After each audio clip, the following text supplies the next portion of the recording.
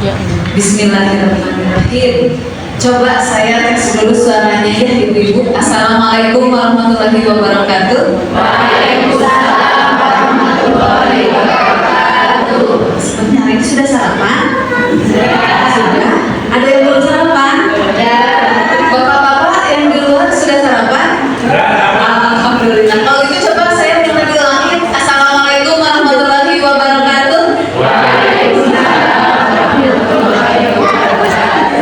Baik, alhamdulillahirobbilalamin. Ya, sebelumnya tambah lagi pertanyaan ya. Tadi kan sudah disampaikan kalau putra sudah 6 ya. Biasanya sih kalau sama moderator tidak selalu memberitahu. Biasanya saya bahan tebak-tebakan. Tapi ternyata susah ternyata ya menebak bahwa saya sudah punya anak. Memang kelihatannya sudah seperti berapa anak sih? Atau mungkin misalnya, kalau wajah kayak gini misalnya anak baru 10 gitu ya. Atau apa sih 6 anak? Kayak baru punya 2 deh gitu ya. Kira-kira cocoknya saya wajahnya begitu tuh jaga punya berapa anak? Dua. Oh 2 ya Pak ya, Masya Allah. Alhamdulillah saya anak ujian Pak. Matur nuwun. Ya baik. Sebelumnya perkenalan lagi ya, saya sebenarnya aslinya Sunda, Jawa Barat. Jadi di sini walaupun sudah 5 tahun di Jogja. Oh iya. Oh iya. Sebentar ya.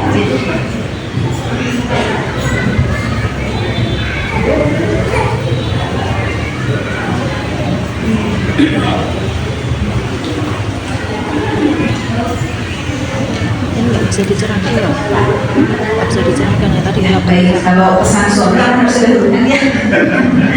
Jadi baik, saya aslinya dari Sunda, Jawa Barat, dari kota Bandung. Baru 5 tahun ini di Jogja. Sebenarnya sudah baru 5 tahun, sudah 5 tahun, cuma belum lancar bahasa Jawa. Mungkin bisa terlihat ya, terdengar dari logat saya sebenarnya lebih masih ada kental Sundanya. Jadi kalau misalnya nanti saya bicara ada mah, atuh gitu ya, mohon dimaafkan. Ya baik, jadi ini topik yang mau saya bagikan dengan Bapak Ibu semua. Saya hadir di sini bukan sebagai yang paling jago, mungkin lebih karena anaknya lebih banyak, mungkin saja ya. Berarti sudah lebih banyak nyoba, salah, pusing, nangis, bingung, nyoba lagi, nah gitu ya. Jadi kalau bahasa kerennya trial and error, mungkin begitu ya. Nah mudah-mudahan dengan di-sharingkan di sini, dibagikan di sini, ibu-ibu, bapak-bapak tidak perlu trial and error, trial and success. Begitu nyoba langsung sukses, gitu ya. Makanya judulnya sukses mendidik anak seorang fitra. Nah sebelum saya mau nanya dulu nih, coba lihat pertanyaannya. Kalimat yang benar sebenarnya sukses mendidik anak atau mendidik anak sukses? Yang mana yang mesti mendidik anak? Sukses mendidik anak, ada yang punya pendapat berbeda? Memang apa bedanya kalau kalimatnya mendidik anak sukses? Apa ya? Apa yang bedanya sukses mendidik anak sama mendidik anak sukses? Coba slide berikutnya. Nah, saya ingin mengajak Bapak Ibu melihat kalimatnya. Buat bapak-bapak kan di luar ya, jadi mendengar ya. Kalimat sukses mendidik anak berarti itu tentang kitanya. Kan kita yang mendidik ya. Apakah kita sudah benar, tepat, lancar, baik prosesnya ketika mendidik anak? Berarti fokusnya di kitanya. Tapi kalau mendidik anak sukses,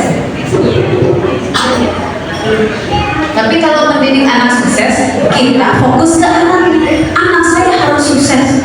Gimana aja lah caranya, pokoknya anaknya harus sukses. Kalau misalnya anak sukses, berarti kan mungkin ya kalau anak itu bisa ngomong, anak bakal nanya, memang anak sukses itu ukurannya apa? Ganteng, cantik kayak orang Korea, atau harus kaya, atau harus punya akun IG dengan banyak follower, atau apa? Apa mah gila? Anak sukses itu apa? Gitu ya. Jadi nanti anak-anak juga akan bingung kalau disebut anak sukses. Karena kata ibu A anak sukses begini, kata ibu B anak sukses begini, kata ibu C anak sukses begini, kata temannya anak sukses begini, kan jadi lain. Maka fokusnya bukan di anak tapi di kitanya. Karena bagaimana anak kita itu nanti akan tumbuh itu tergantung pemisahan kitanya. Dan coba ya Bapak Ibu, begitu tadi masuk ke gerbang ini, melihat ya di sini banyak pohon, banyak tanaman, di sebelah sawah segitu luasnya, yang nanti juga akan digunakan ya untuk kegiatan sekolah. Coba ini adalah gambaran bentang alam sekolah idaman. Betul Bu, saya waktu SD sebagai pemainnya, kenapa saya sebut sekolah idaman? Saya waktu SD di Bandung, lokasi SD saya itu di sebelah 2 pabrik tekstil. Kebayang ya, pabrik tekstil. Jadi waktu tadi dibacakan, saya jurusan teknik lingkungan ITB. Teknik lingkungan itu mengerjakan apa? Mengolah limbah. Kenapa saya waktu kuliah berminat mengolah limbah? Karena SD saya di sebelah pabrik tekstil. Saya terbiasa melihat sungai itu berganti-ganti warnanya. Hari ini pink, besok biru, besok ini hijau. Karena di sebelah pabrik tekstil. Jadi buat saya waktu itu sebagai anak kecil membayangkan kalau sekolah itu sebelah sawah, banyak pohon, lapangan luas, guru-guru ramah, teman-temannya baik, itu sekolah idaman. Jadi tadi begitu masuk pagar, Masya Allah, rasanya tuh ya seperti melihat sekolah impian yang masih kecil. Jadi Bapak Ibu, kalau kita mendidik anak dan fokus kita ke sukses mendidik, kita akan fokus pada apa yang ada, bukan membayangkan apa yang tidak ada. Kita duduk di sebelah sawah bukan memikirkan dan membayangkan sawah yang indah, menikmati keindahan sawah, malah membayangkan, aduh kayaknya keren ya kalau anak saya tuh nanti kerja di gedung tinggi, gaji segini. Jadi kita kebanyakan mimpi, tapi lupa mensyukuri yang ada. Dan sebenarnya sebagai orang tua yang baik, tugas kita itu sukses mendidik. Sukses mendidik dimulai dari kitanya tenang, bersyukur dan mensyukuri apa yang ada, melihat bentang alam yang ada dan bebaskan anak untuk bereksplorasi. Karena kalau kita masuk ke sekolah-sekolah yang lain, kan belum tentu sekolahnya ada sawahnya ya, betul nih? Belum tentu sekolahnya banyak pohonnya. Nah, kita yang sering salah kaprah, yang kita kira sekolah keren itu adalah yang gedungnya tinggi, yang ber-AC, gitu ya. Terus yang ada segala macam teknologinya, absensinya fingerprint dan lain sebagainya. Nah, kita mengira itu yang membuat anak jadi sukses. Padahal balik lagi, fokusnya bukan di mencetak anak yang sukses, tapi kitanya yang sukses mendidik. Dan sukses mendidik dimulai dari kitanya teman. Enggak, oh nggak bisa itu kan? Dia kalau dibaca ya. Hafal ya semuanya? Iya. Sekarang coba ibu-ibu, bapak-bapak nggak apa-apa nggak usah itu. Ibu-ibu coba baca bareng-bareng artinya. Tuhanku, alhamdulillah, segala sesuatu dari dua Bapa,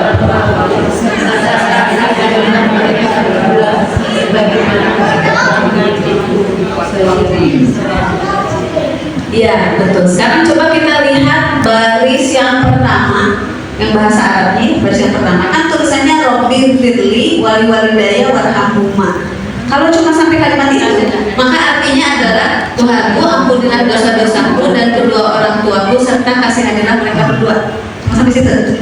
Berarti kalimat Arab yang berikutnya kama rabbayani shogiro, artinya sebagaimana mereka telah mendidikku sewaktu kecil. Gitu ya. Sekarang coba kita bayangkan begini. Doa ini kan satu kalimatnya utuh ya. Anak-anak juga hafalnya begitu kan? Pasti pakai sampai kama rabbayani shogiro. Apakah kita orang tuanya sadar nggak kalau doa ini tuh bersyarat? Doa ini tuh ada syaratnya. Sang anak-anak kita tuh berdoa, ya Allah ampunilah aku, gitu kan ya? Lalu ampunilah kedua orang tuaku dan sayangilah mereka berdua. Sebagaimana seperti halnya jika dan hanya jika kalau orang tua mendidikku waktu kecil. Dan kata kecil yang dipakai di bahasa Arabnya adalah sogiro. Nah ini saya waktu baru nikah saya mencoba mencari tahu kata sogiro itu batas kecilnya sampai usia berapa sih? Ternyata ulama beda-beda pendapat. Ada yang mengatakan 0 sampai 7 tahun usia menjelang mumayyiz, terus ada yang mengatakan 0 sampai 10 tahun sampai masa mumayyiz selesai, ada yang mengatakan 0 sampai balik. Saya bingung ya yang mana ya, pokoknya usia kecil. Berarti kan kalau misalnya sang anak sudah balik, terus dia berdoa begini, tapi orang tuanya waktu dia kecil tidak pernah mengasuh, tidak pernah mau mendengar curhat sang anak, tidak pernah mendidiknya sholat, tidak pernah mencontohkan mengaji di rumah. Sang orang tua hanya fokus saja dengan pekerjaannya, atau sang ibu sibuk nonton FTV atau sinetron, sang bapak sibuk ngerokok sama nongkrong di luar, misalnya ya. Berhak atau tidak orang tuanya atas doa ini? Tidak berhak. Jadi ternyata kalau kita mau dapat dan dapat kasih sayang dari Allah, yang itu adalah doa dari anak kita, Allah tuh melihat dulu dikerjakan nggak tugas kita sebagai orang tua, karena ada syaratnya sebagaimana mereka telah mendidiknya waktu kecil. Sekarang coba bayangkan kalau anak-anak itu yang mendidiknya justru orang lain.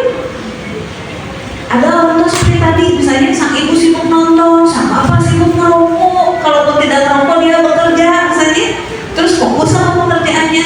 Jadi siapa ini yang mendidik anak? Udah yang lain aja lah, Pak tetangga, apa guru sekolah atau siapa aja. Kira-kira ini doa yang dapat siapa? Yang mendidiknya. Jadi kalau kita ingin dapat doa dari anak kita, ternyata ada syaratnya. Nah terus waktu dulu melahirkan anak pertama tahun 2007, saya penasaran kok katanya di situ kan kata pendidikku tuh robayani. Waktu saya SD menghafal doa ini, saya dikasih tahu artinya sama guru agama, serta sayangilah mereka berdua sebagaimana mereka menyayangiku di waktu kecil. Saya tahunya gitu. Ibu-ibu ada yang pernah dapat begitu juga dari guru agamanya. Terus waktu itu saya mikir gini, serta sayangilah mereka berdua kan warhamhuma. Tapi kalau sebagaimana mereka menyayangiku itu kok katanya robayani, enggak mirip ya? Yang satu warhamhuma ada huruf ro, ha, mim sama h yang besar. Terus kalau robayani kan ba, ya sama mim, kok beda ya? Oh ternyata robayani itu sebenarnya tidak pas kalau pakai kata menyayangi. Nah coba di slide berikutnya. Ternyata waktu saya mencari tahu, kan ceritanya pengen dapat jatah doa ini dia. Oh ketika anak masih kecil saya harus melakukan tugasnya sebagai orang tua, dan tugasnya katanya robayani. Itu saya cari tahu apa sih robayani artinya. Ini nih kuncinya kalau kita pengen dapat doa dari anak kita, doa untuk orang tua itu, dan kita sukses mendidik anak, maka mumpung anak-anak kita masih kecil, usia 0 sampai 7, 7 sampai 10, ini harus kita lakukan. Dan ini ternyata yang diajarkan oleh Rasulullah, doa ini kepada kita. Berarti tugas kita tuh ini. Coba Bapak Ibu lihat, ada nggak kata akademik, atau harus jago calistung, atau harus jago matematika, atau dia si anak harus hafal sekian juz, atau si anak harus sudah bisa menulis indah, atau si anak harus bisa punya akun IG dengan sekian follower. Ada nggak tulisan di situ? Lihat semuanya hal-hal yang biasa Bapak Ibu lakukan di rumah dengan tulus, penuh cinta dan kasih sayang. Lihat, mendidik, merawat, memenuhi kebutuhan, menjaga segala sesuatu tetap pada tempatnya. Itu maksudnya kita menjaga, melatih anak untuk disiplin. Nah kalau sikat gigi seperti ini caranya, kalau memakai baju begini caranya, kan gitu ya. Itu hal-hal yang alami kita lakukan. Terus kita memberi hadiah meski tak diminta ya. Misalnya sang anak baru berhasil bangun subuh sendiri misalnya, terus pulang dari masjid kita pelukin, kita ciumin, terus kita bikinin nasi goreng kesukaan, ada dia nggak minta. Nah hal seperti itu. Terus kemudian kita memiliki kewenangan untuk mengatur, memberitahu mana yang boleh, mana yang tidak boleh, gitu ya. Kita memiliki dan mengurusnya. Nah jadi ternyata 5 hal sederhana ini saja yang harus dilakukan. Tapi coba perhatikan, kalau sang ibu sibuk sama sinetron, atau sibuk sama Instagram, atau sibuk sama HP-nya, terus sang bapak sibuk sama pekerjaannya, sibuk nongkrong sama temannya, ini bisa nggak kelewat? Bisa kelewat. Makanya kita bisa melihat ada anak-anak yang ketika masuk usia 7 tahun ke atas kok malah jadi nakal. Ada anak-anak yang dari 0 sampai 7 diajakin ke masjid, diajakin ngaji, terus dipakai baju yang baik. Usia 7 tahun bertemu dengan teman-temannya, ada temannya yang pakai HP, terus temannya bilang, kamu nggak baju yang keren itu sekarang begini. Kamu kok hitam, coba pakai krim ini biar putih. Kamu nggak tahu game Mobile Legends? Nggak tahu game Free Fire? Kok kampungan banget, nggak tahu ini loh permainannya. Terus diajarin, akhirnya sang anak lama-lama berubah gitu. Nah kita yang menjadikan anak itu baik di awal itu bisa mendapati banyak kesulitan ketika anak sudah mulai terbawa dengan berbagai hal yang baru sekitarnya. Maka patokannya ini dulu. Kalau mau sampai 7 tahun sebenarnya target kita nggak usah macam-macam, bahkan nggak ada target untuk apa-apa, lakukan ini. Dan ternyata buat kita tuh bukan hanya supaya anak bahagia, tidak stres, tidak tertekan, bukan. Karena kalau kita pengen dapat jatah doa orang tua, ini kewajiban kita. Sederhana ternyata. Jadi kalau misalnya ada bapak ibu yang masih bingung, anak saya tuh masih kecil, katanya kalau anak kecil begini, dia harus belajar ini, dia harus bisa ini, dilesin ini, dia dilatih ini dan sebagainya. Katanya. Kita sibuk sama apa kata orang, apa kata zaman ini, apa tuntutan yang ada di luar. Sebenarnya benar gimana? Allah sendiri mengatakan bagaimana. Karena ini tugas kita. Sederhana. Tapi kalau ini kelewat, kita tidak dapat jatah doa untuk orang tua. Rugi. Nanti di akhirat kita akan ditanya, kamu punya anak? Punya. Bagaimana pertanggungjawaban terhadap anakmu? Saya sudah melakukan ini. Ini dilakukan nggak? Wah, saya sibuk jadi uang. Saya sibuk jadi follower misalnya. Atau saya sibuk upload konten atau apa aja. Jadi ini kelewat saya sebenarnya. Padahal kalau kita melakukan ini, kita dapat jatah ampunan dan kasih sayang dari Allah karena sudah ada di dalam Al-Quran. Nah, saya ingin mengajak memperdalam lagi. Sebenarnya kalau misalnya kita berpikir, jadi anak-anak usia TK itu mestinya belajar apa sih? Anak-anak usia SD itu mestinya belajar apa sih? Intinya adalah ini. Jadi ingat-ingat ibu-ibu 2F. Kalau anak TK itu yang penting fitrah keimanannya sama fitrah individualitasnya. Maksudnya apa sih? Nanti saya jelaskan. Kalau SD itu yang penting fitrah belajar bernalarnya sama fitrah sosialitasnya. Memang sengaja kalimatnya itu kalimat yang umum saja. Jadi nanti saya perjelas. Maksudnya apa fitrah keimanan? Maksudnya begini. Kalau kita ingin anak kita usia 7 tahun belajar sholat, betul kan? 7 tahun itu kan usia mulai belajar sholat, bukan usia bisa sholat. Jadi usia 7 tahun baru wajib belajar sholat, baru wajib belajar, belum harus udah lancar belum. Nanti kan sudah lancarnya saya 10 tahun ya. Jadi kita punya waktu 3 tahun, 7, 8, 9 sampai 10 tahun itu untuk kita mengajar anak supaya bisa sholat. Nah, supaya anak 7 tahun mau diajar belajar sholat, maka di usia 0 sampai 7 bapak ibu banyak cerita tentang Allah, ajak main ke sawah lihat ciptaan Allah, terus ketemu sama dedek bayi misalnya sepupu atau tetangga, lihat Allah itu menciptakan bayi itu segini lucunya. Terus udah gitu lihat hewan, lihat ada sapi, kambing, ayam, ikan, bebek dan lain sebagainya. Ternyata ciptaan Allah itu banyak. Terus udah gitu diajak jalan-jalan ke taman tuh lihat pohon-pohon segitu indahnya. Jadi si anak dibuat jatuh cinta dengan apapun yang Allah ciptakan. Nanti menjelang usia 7 tahun, kan kamu sudah lihat ya semua ciptaan Allah, keren banget. Kita aja nggak bisa bikin kayak gitu. Oh kalau gitu, berarti kita sekarang waktunya belajar bersyukur dan taat pada Allah.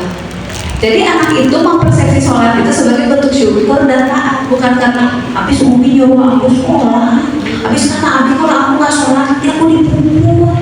Ya kalau itu yang diingat, nanti si anak ini nggak mau sholat. Mana yang lebih parah? Anak 7 tahun nggak bisa baca tulis itu, atau anak 7 tahun nggak mau belajar sholat? Mana yang lebih parah? Nggak mau belajar sholat. Nah itu jangan sampai hilang dari pikiran kita. Ya nggak apa-apa deh, masih belajar calistumnya, masih proses ya nggak apa-apa. Yang penting harus mau belajar sholat. Jadi kalau kita melihat ada anak 15 tahun, pinter, ranking 1, nggak pernah sholat, masalah atau tidak? Masalah. Karena ini doa untuk orang tuanya bisa jadi nggak dapat nih orang tuanya, dan anaknya sudah jelas kalau 15 tahunnya sudah mati, dia jadi dapat dosa. Dan orang tua nanti di akhirat akan ditanya, diajarin nggak anak ini sholat? Kok bisa 15 tahun dia nggak sholat? Tapi berarti waktunya dipakai untuk belajar sampai ranking 1, gitu kan ya? Jadi balik lagi, ternyata kita yang harus memperbaiki pola pikir kita. Untuk anak-anak usia TK, yang penting kita buat dia jatuh cinta dengan semua ciptaan Allah. Terus membuat dia itu sayang sama semua makhluk, ya sama hewan, sama tanaman. Jadi kalau anak 0 sampai 7 tahun, mau main tanah, hujan-hujanan, gitu ya. Terus ada pohon dipanjat, terus ada serangga diambil, dikejar, ada kucing dipegang-pegang, ada ayam ditangkap. Itu normal. Memang Allah sengaja menciptakan anak usia segitu tuh pasti mengeksplorasi anak segitu. Justru dengan cara itulah dia akan mencintai Allah, dan dengan cara itulah pikiran keimanannya akan sehat. Nah, jadi kita yang perlu memperbaiki pola pikir kita ya. Jadi jangan sampai udah jangan main terus sini belajar. Hafalin angka 1 sampai 10 perkalian 1 terus 100 apa sekarang. Bukan begitu. Justru yang benar itu adalah terus bereksplorasi bermain. Dengan begitu dia akan mencintai Allah. Usia 7 tahun mau diajak belajar sholat. Terus fitrah individualitas maksudnya apa? Nanti penjelasannya sama fitrah sosialitas. Coba di sini ibu-ibu ada nggak yang punya anak mau sampai 7 tahun lebih dari 1 di rumah? Kalau saya mau dijelasin coba. Anak saya paling kecil saya 3 tahun, anak saya yang kelima 5 tahun, anak saya yang keempat 8 tahun. Terus kalau diurut tuh dari atas sampai bawah, yang pertama 17 tahun anak saya, terus 13, terus 11, terus 8, terus 5, terus 3. Itu kalau sekolah itu dari TK sampai sama lengkap gitu ya. Nah, siapa di sini ibu-ibu yang punya anak mau sampai 7 tahun lebih dari 1 anak? 2. Betul nggak Bu sering berantem di rumah? Sering rebutan? Karena kalau rebutan udah lewat beberapa menit udah lupa sama barangnya, nanti ngambil lagi barang yang lain, rebutan lagi. Betul? Hari ini rebutan apa, besoknya rebutan barang yang sama tapi topik berantemnya beda. Misalnya aku mau barang ini, aku mau barang ini gitu ya. Itu khasnya anak mau sampai 7 tahun. Semua yang bagus itu punya saya. Kalau barang bagus ini milik saya, ya berarti benar milik saya, yang lain boleh pinjam. Barang bagus itu punya kamu, itu juga milik saya. Gitu. Nggak sampai 7 tahun gitu. Semua yang bagus itu punya saya. Pokoknya semua itu buat saya, buat saya, buat saya gitu ya. Fokusnya bagaimana? Itu makanya anak mau sampai 7 tahun itu ada istilahnya tuh, egosentris. Semua berpusat pada dirinya. Biasanya yang sering terjadi kalau ada anak mau sampai 7 tahun lagi berantem nih 2 orang ya, misalnya anak-anak TK kan rata-rata mau sampai 7 tahun dan jumlahnya banyak, sering rebutan. Nah, kalau misalnya kita bilang ayo harus mengalah, kalau nggak mau mengalah itu berarti dosa, ternyata anak belum langsung nangkep. Ternyata nggak langsung nangkep karena dia dipaksa berbagi padahal dia merasa ini kan punya saya. Jadi kita hargai dulu bahwa dia punya barang itu dan itu benar punya dia. Lalu kita latih temannya berlatih cara meminjam. Jadi kita menghargai, misalnya ada anak misalnya namanya Adi sama Tony. Adi punya mobil-mobilan baru masih bagus. Tony kan lihat, barangnya bagus, barang bagus, berarti punya saya juga. Sama Tony diambil. Adi marah, itu punya aku, gitu ya, kata Adi. Terus kita yang orang dewasa kita datang dan udah jangan berantem, udah toh Adi kasih aja, kenapa sih mengalah gitu, kalau mengalah itu kan baik gitu. Atau ke Tony udah jangan rebutan gitu, jadi gitu. Itu saja kan tidak cukup. Jadi kita harus bilang ke Tony, ini barang punya siapa? Ya punya Adi atau Tony. Yang berarti yuk kita meminjam dengan baik. Adi, mobilmu bagus deh, boleh nggak kalau saya pinjam 5 menit aja? Terus kata dia mau, besok aja pinjamnya. Kalau pinjamnya sekarang boleh nggak? Sejam lagi deh baru pinjam. Misalnya kita ajarkan negosiasi. Kalau langsung diajak mengalah, ternyata itu mengganggu fitrah individualitasnya. Nah ini tuh penting karena begini. Kalau anak usia 0 sampai 7 tahun sering disuruh mengalah, misalnya ada anak 5 tahun, terus punya adik yang masih kecil 1 tahun. Si adik 1 tahunnya pengen mainan kakaknya, terus kakaknya ngomong ngasih terus nangis, udahlah kak ngalah aja biar dia ribut nih, pusing ibu gitu ya. Nah itu jadi dia pokoknya mau ngalah aja, yang kakak ngalah gitu ya. Kalau kita keseringan menyuruh anak mengalah, nggak dijelasin apa-apa, giliran si kakaknya pengen sesuatu dia juga yang harus ngalah, giliran barang yang dipakai dia juga yang harus ngalah, maka nanti di usia 7 tahun ke atas lebih besar kemungkinan dia mudah terbawa sama kakaknya dan disuruh mengalah terus. Jadi kalau suatu saat nanti usia 7 tahun dia temennya punya HP, terus begitu temennya bilang ini tuh keren nih main Mobile Legends tuh kayak gitu, aja dia ngikutin. Oh iya kan kata itu juga harus ngalah, ya udah ngikutin. Nah gitu. Jadi anak 0 sampai 7 tahun itu kita hargai keinginannya, egonya itu kita hargai. Jadi kalau misalnya ada yang mau pakai barangnya, maka kita ajarkan cara meminjam. Nanti usia 7 tahun ke atas, kalau anak tumbuh seperti itu, maka dia menjadi punya rasa percaya diri. Waktu temannya bilang, di sini ada game terbaru loh, dan kalian mau main gamenya bisa gini-gini. Enggak, aku nggak suka main game. Mendingan main di sama aja ya. Dia bisa percaya diri bilang begitu. Kenapa? Karena untuk usia 0 sampai 7 tahun fitrah individualitasnya dijaga dengan cara tadi. Jadi pas fitrah sosialitasnya pas SD, dia tidak mudah terbawa hal yang negatif. Ternyata itu tipsnya. Jadi kalau kita sekarang memperhatikan anak SMP ikut-ikutan kelompok, anak SD ikut-ikutan main game, itu awalnya tahunnya dia diperlakukan seperti apa, gitu ya. Jadi mulai sekarang buat ibu-ibu yang anaknya 0 sampai 7 tahun, kalau kelihatannya anaknya ngotot pengen sesuatu, kita hargai dulu, kita tanya, kita jelaskan, nah baru dari situ ajak negosiasi. Jadi jangan langsung bilang, kamu mau egois sih, kamu ngasih, kamu minjemin, jangan langsung situ. Itu nanti ngaruh ke nanti SD-nya. Terus berikutnya kita belajar kenalan. Di sini ada nggak ibu-ibu yang memperhatikan ketika anaknya belajar jalan? Yang pasti semua memperhatikan sih, pas anaknya belajar jalan, jatuh dulu, habis itu berdiri lagi, nyoba lagi selangkah, jatuh lagi, gitu kan ya? Apakah si anak itu sama kita harus semangat? Satu langkah lagi, 2 langkah lagi, ayo cepat-cepat 5 menit kemudian dia harus bisa jalan, ayo, begitu nggak? Kita hargai aja, ternyata butuh waktu berapa minggu gitu ya buat jalan. Nah, jadi aslinya manusia itu senang belajar. Ternyata manusia itu dari kecil sampai belajar, sampai besar, sampai usia senjanya itu senang belajar. Justru ternyata kita lah orang tuanya yang kadang merusak minat belajarnya. Contoh, gimana sih merusak minat belajar? Anak misalnya nanya, bu itu apa sih, pohon apa itu kok daunnya ada warna pinknya, bukannya ada warna hijau? Mana? Itu tuh yang itu tuh, jauh nggak kelihatan. Ya kita kesana, udah kesana. Apa sih yang mana? Ini udah nggak minat gitu ya. Itu tuh yang itu, ya nggak tahu ada yang ngechat kali. Pergi lagi.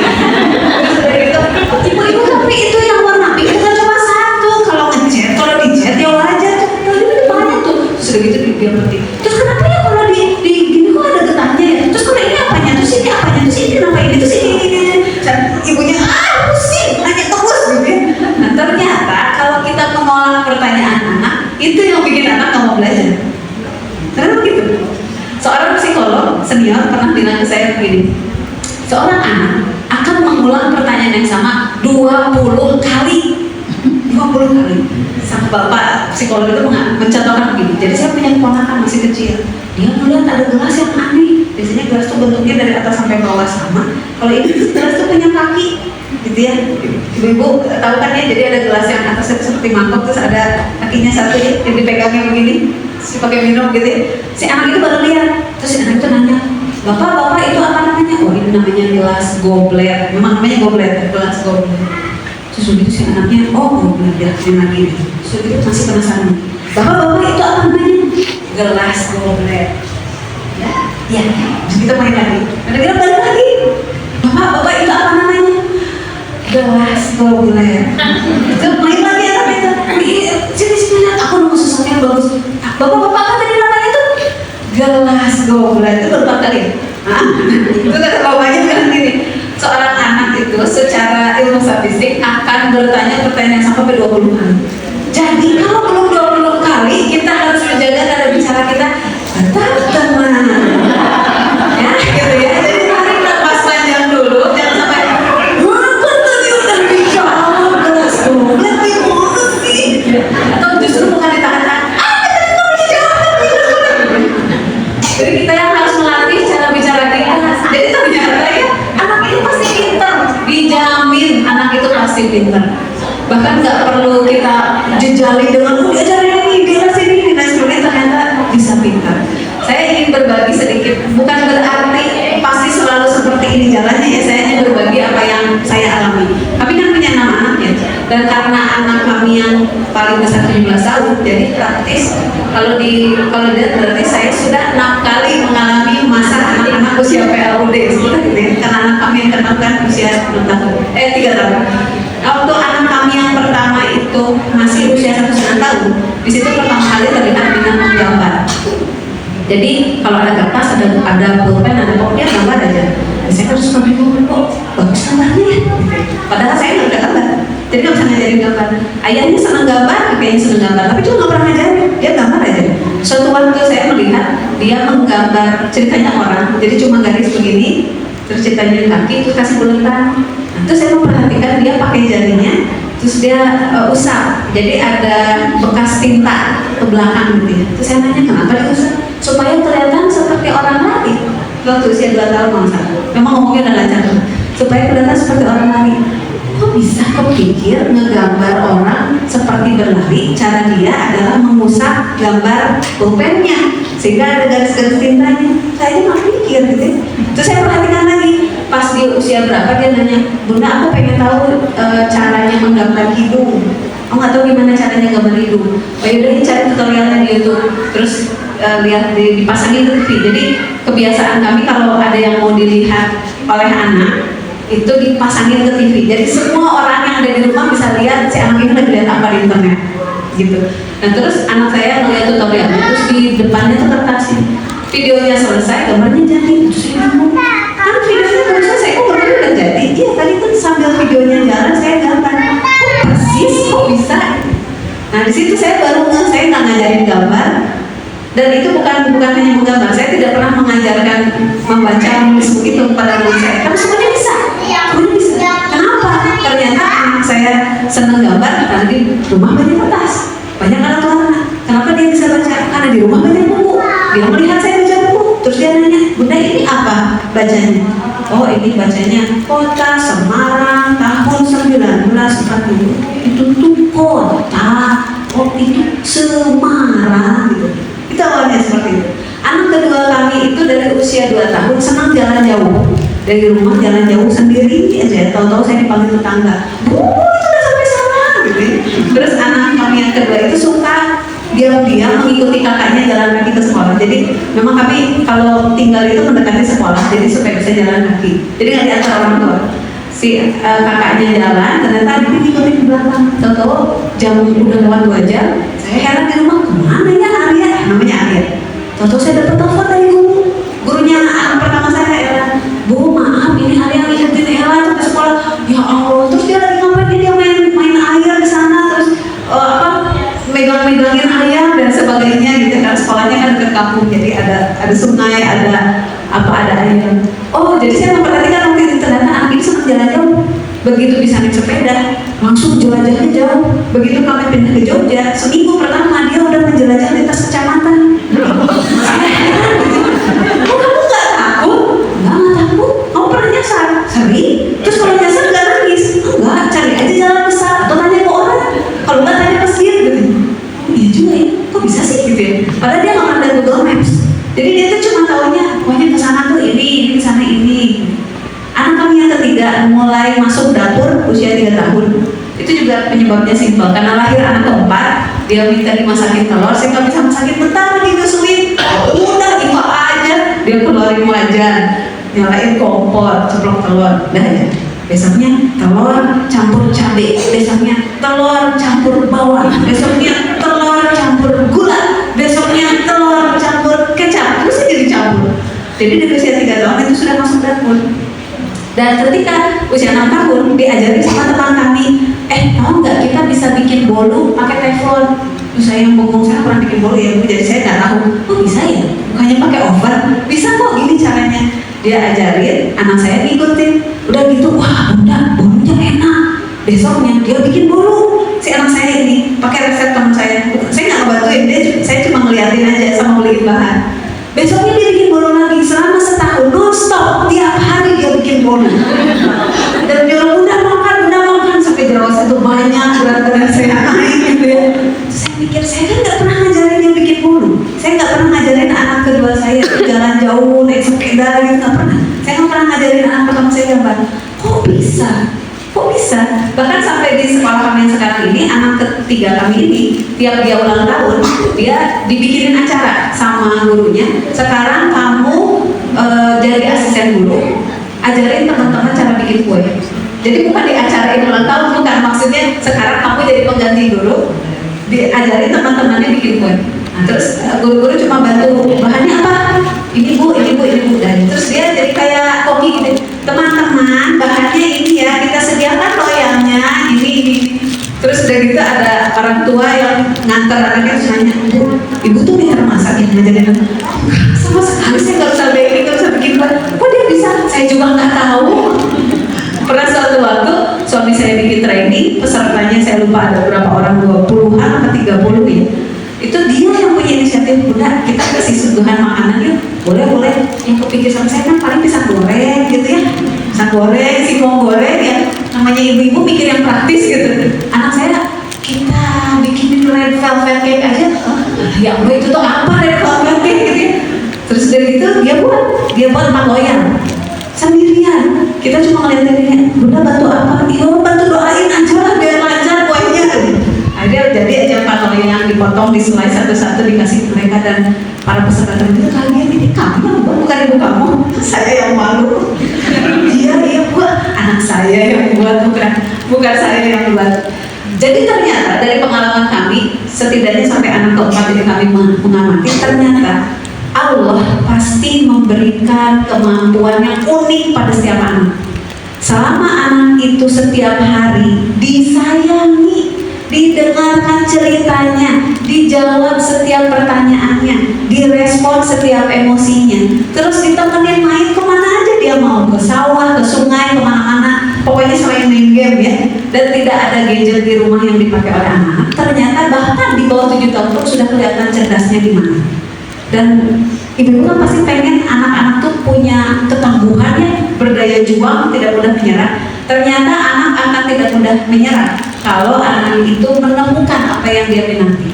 Anak saya itu ternyata kuat begadang bikin kue, saya nggak kuat begadang masak, tapi dia kuat. Ternyata anak saya itu yang menggambar itu ketika dia diminta sama sekolah, bikin ini ya semacam wayang, kita mau bikin pertunjukan wayang. Oke siap, mau tokohnya seperti apa? Gini. Terus dia gambar sampai begadang. Ternyata bisa dia buat. Terus anak saya yang suka menjelajah itu, ternyata dia sudah menjelajah lebih dari 10 km, pernah jalan kaki, pernah naik sepeda. Nah ternyata anak kita itu bisa tangguh, berdaya juang, tidak mudah menyerah kalau menemukan minatnya. Tugas kita yang terakhir bayani, mendampingi dengan penuh kasih sayang. Ya, lanjut lagi. Nah ini yang akan terjadi kalau kita tidak melakukan yang tugas Robayani tadi. Fitrahnya akan rusak semua. Gak jadi tuh sukses mendidik, yang ada adalah gagal mendidik. Ini akan terjadi. Orang tua sama anak renggang, gak nyambung. Anak merasa buat apa cerita ke orang tua? Gak pernah ngertiin aku, kayak gitu ya.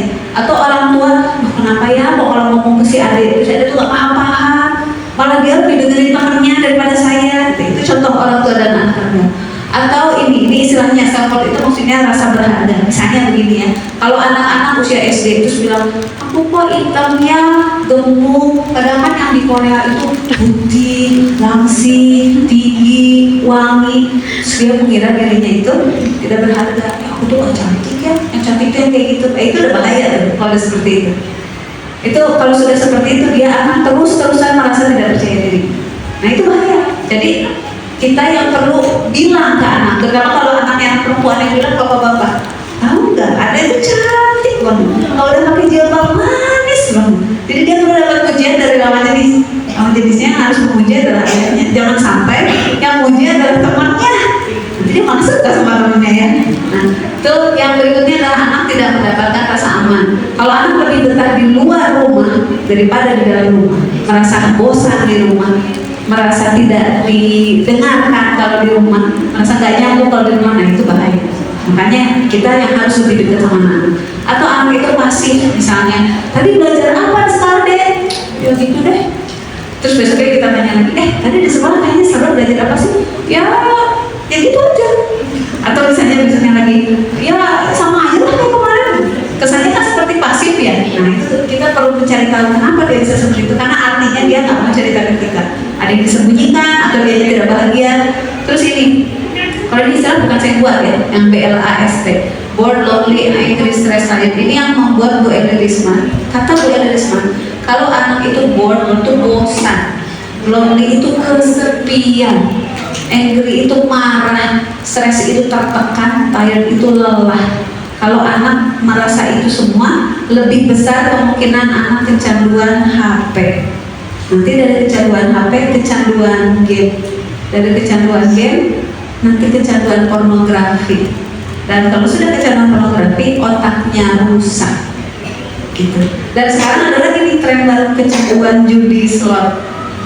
Ibu-ibu kan pernah beli sesuatu di Shopee atau Tokopedia atau apa ya, pernah ya? Itu perlu dijumlah angka penjualan dari semua marketplace ya, istilahnya Shopee Tokopedia gitu, itu jauh lebih kecil daripada jumlah perputaran uang judi slot di Indonesia. 14 kali lebih tinggi daripada penjualan marketplace. Aneh ya? Kok kayak nggak kelihatan ini perbedaannya di mana? Di mana coba perbedaannya? Online, di HP. Jadi ketika anak itu mengalami perasaan seperti tadi, ternyata anak-anak seperti itulah yang mudah kecanduan HP, nanti dari kecanduan HP ke kecanduan game, ke kecanduan berarti, terus ke kecanduan judi. Kemudian yang terakhir itu, saya tulis di situ mencari ilah. Ilah itu istilah bahasa Arab. Ibu-ibu, bapak ibu kan tahu surat An-Nas ya. Qul a'udzu birabbin nas, malikin nas, ilahin nas. Kan ada kata ilah.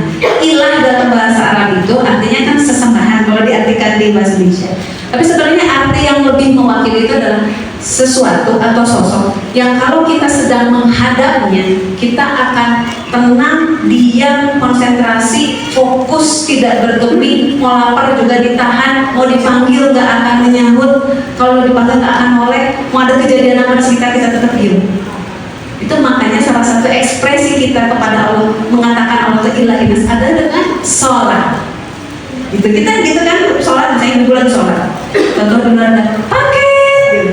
Kita keluar nggak? Ya enggak lah, lagi sholat kan ya. Terus misalnya atau lagi sholat, ini kosong tapi udah lagi sholat aja terus gitu ya. Atau lagi sholat anak nangis, kan kita tetap sholat ya. Apapun ketika kita sholat tidak membuat kita untuk pada anak-anak kita, apakah hanya sholat yang membuat mereka itu fokus, konsentrasi, tidak bergerak, tidak bergeming, nggak pernah ditahan, dipanggil nggak menjawab? Ada nggak selain sholat? Pintar ini. Berarti saat itu yang lagi jadi sesembahannya si anak tuh apa? Game. Kan sedih ya? Dan kalau kita melihat sejarah zaman dulu, mungkin ibu-ibu tahu tuh ada tuh namanya orang bersemedi di gua, duduk bersila, memejamkan mata, berhari-hari tidak bangun. Kan itu juga sama, fokus, diam, tenang, konsentrasi gitu ya. Di zaman sekarang ternyata anak-anak lebih sering berada dalam situasi itu kalau lagi main game. Kan sedih banget, masa hal sereceh game yang jadi ilahnya. Nah, jadi kalau kita melihat anak-anak kita mulai beberapa menit kelamaan di dalam HP, matanya terus tertuju ke situ, dipanggil tuh, Dek, makan dulu, itu tuh ada temannya tuh manggil, dia fokus aja ke situ. Pagi kalau kalian 5 menit aja ya, sudah lebih lama daripada biasanya, berhenti segera sebelum si HP dan game itu telah menjadi Tuhannya dia. Jadi saya bicara begini bukan karena saya yang pertama menemukan. Yang menemukan istilah belas itu loh, Bu Elisman yang mengatakan.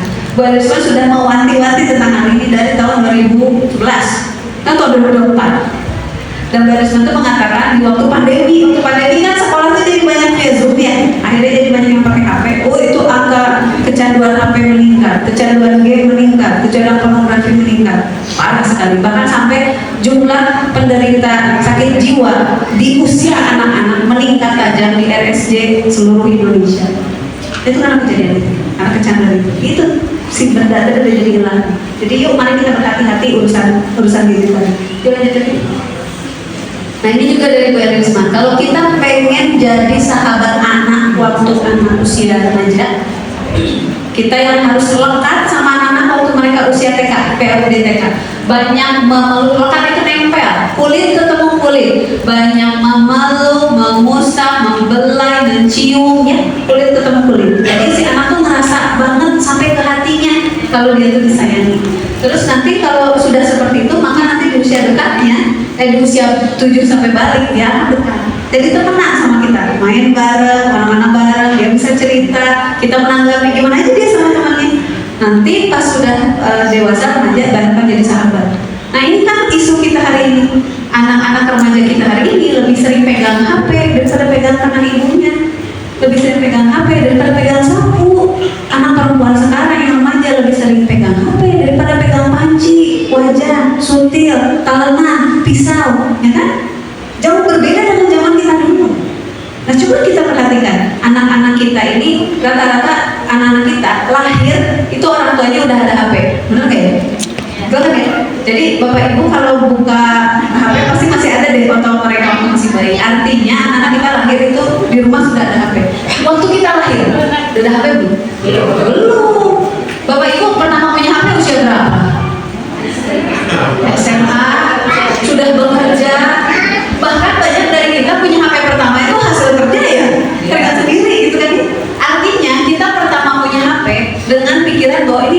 bisa membantu saya nih buat berkomunikasi. Saya mudah kontak orang, orang juga mudah kontak saya. Ini HP mempermudah saya urusan kerja, gitu kan ya? Dan kita rata-rata punya HP itu kitanya sudah balik. Tapi anak-anak kita melihat HP dan pertama mengakses HP itu belum balik. Apakah anak kita pakai buat bekerja? Enggak, masih buat main. Jadi pikirannya anak-anak yang masih ingin bermain ketemu sama benda yang canggihnya sebenarnya buat bekerja. Makanya kita perlu briefing kan anak kita. Nah, HP itu alat bekerja. Kenapa Bapak Ibu punya HP? Karena HP itu dipakai untuk bekerja, butuh untuk alat produktivitas, bekerja dan komunikasi. Jadi bukan buat hiburan, bukan buat main. Jadi kalau ada yang memakai HP ini buat main game, salah. Bukan itu fungsinya HP. Itu kayak kita melihat ada orang pakai pisau, ya, tapi buat pakai benda ke sini, kan salah ya. Itu pisau buat motong, bukan buat ngolesin benda ke muka. Nah, jadi kita ajarkan dulu ke anak HP itu fungsinya apa. Banyak anak zaman sekarang pakai HP dengan cara yang salah. Kan nggak pernah kasih tahu HP itu sebenarnya buat apa sih. Maunya ada aja di rumah. Orang tuanya pakai ya, berarti sih nggak boleh pakai kan gitu. Dan karena HP itu benda yang ada di setiap rumah, dia kira itu benda yang normal. Maka semua yang keluar dari HP dianggap normal. Kalau yang tiba-tiba muncul adalah iklan perempuan berbaju terbuka gimana? Kan dia mengira itu normal. Kan belum balik. Kalau bisa membedakan baik benar, salah, benar belum bisa. Nah itu kita yang perlu mengerti itu. Jadi cara kita memakai HP, cara kita melihat HP itu beda dengan anak kita melihat HP. Kita melihat HP sebagai alat komunikasi, anak kita melihat HP sebagai alat hiburan. Nah itu yang harus diganti. Ajarkan pada anak di rumah bahwa HP itu bukan alat hiburan. Nah ini penting saya sampaikannya pas di slide ini. Anak kami 6-6-nya nggak ada pakai HP. Jadi anak kami yang paling besar juga usia 17 tahun nggak punya HP. Nah apa yang terjadi ketika dia tumbuh tanpa HP? Ya sama kayak kita dulu. Dia tuh persis kayak anak remaja zaman dulu. Mukanya itu muka dewasa. Sampai kalau dia lagi jalan bawa anak adik yang paling kecil, dia ditanya waktu kami baru pindah ya. Dia ditanya sama tetangga, Mbak, suaminya kerja di mana? Suami ini adik saya. Masa setua itu gitu enggak? Gak mau wajahnya tuh udah dewasa gitu. Dan kalau misalnya seperti sekarang di kondisinya ya, saya ada rumah di Sleman, kesini ke Magelang, briefing singkat aja, nanti perlu cuci piring, terus nanti siapin nasi, terus nanti makan ini. Oke. Jadi dia kerjain begitu. Saya keluar rumah juga, dia lagi ngajak main pakai puzzle adik yang kelima, lagi ngajak main itu, sambil ngeliat adik yang keenam ternyata belum bangun, sambil ngecek, oh ini cucian udah mulai, terus sambil ngecek, oh ini piring yang perlu dicuci sekian. Nah kita senang lihatnya, gitu kan ya. Dan kita akan yakin bahwa suatu saat kalau dia jadi istri dan ibu dia bisa. Tapi bayangkan kalau anak saya yang 17 tahun itu, nah Bunda mau ke Magelang dulu sebentar ya gitu. Ayo keluar kamar salam dulu. Ya, Assalamualaikum. Ntar nih harus dulu nih gamenya gitu. Adekmu itu loh belum makan kalau suaminya. Biar aja dia makan sendiri. Itu tuh cucian piring nanti tolong dicuci ya. Aku gak mau lah itu yang makan bukan aku kok. Terus dia main game lagi. Sedih kan? Jadi ternyata anak kita itu bisa cerdas asal tidak ada benda yang membaca. Anak kita jadi bodoh itu karena ada benda yang membaca. Ini si HP itu salah satu. Lagi. Ini cara suksesnya. Karena tadi kan udah konsepnya bisa cara. Nah ini yang tadi yang pertama yang tadi berulang-ulang saya sampaikan. Kenapa kalau kita mau sukses mendidik, hilangkan dulu ini, hilangkan, jauhkan, kurangi. Saya mengerti bahwa situasinya akan beda-beda untuk bapak ibu ya di setiap rumah. Jadi prinsip pertama hilangkan, nggak bisa hilangkan, ya udah setidaknya jauhkan. Belum bisa menjauhkan, ya udah setidaknya kurangi. Nanti kalau sudah bisa kurangi, mulai jauhkan. Kalau sudah bisa menjauhkan, mulai hilangkan. Jadi serius. Dulu ya kami berpikir waktu anak kami masih kecil, kami baca artikel tentang Steve Jobs. Steve Jobs itu yang bikin iPhone, iPad, dan punya Apple ya. Steve Jobs itu memberi aturan anak saya tidak boleh punya HP dan gadget apapun sampai usia 13. Ya udah kami pakai prinsip itu sampai 13. Pas anak kami udah 13 tahun, saya lihat, ternyata dia betah nggak pakai HP. Terus saya nanya, kamu udah merasa butuh punya HP? Enggak juga sih, kayaknya komunikasi juga bisa via WhatsApp yang mudah. Kalau perlu kontak orang lain gitu ya. Ya udah terus udah gitu, lanjut terus 14 tahun nggak punya HP, 15 tahun nggak punya HP, 16 tahun nggak punya HP, sekarang 17 tahun nggak punya HP. Dan kami perhatikan ternyata punya normal begini. Bukan anak saya aneh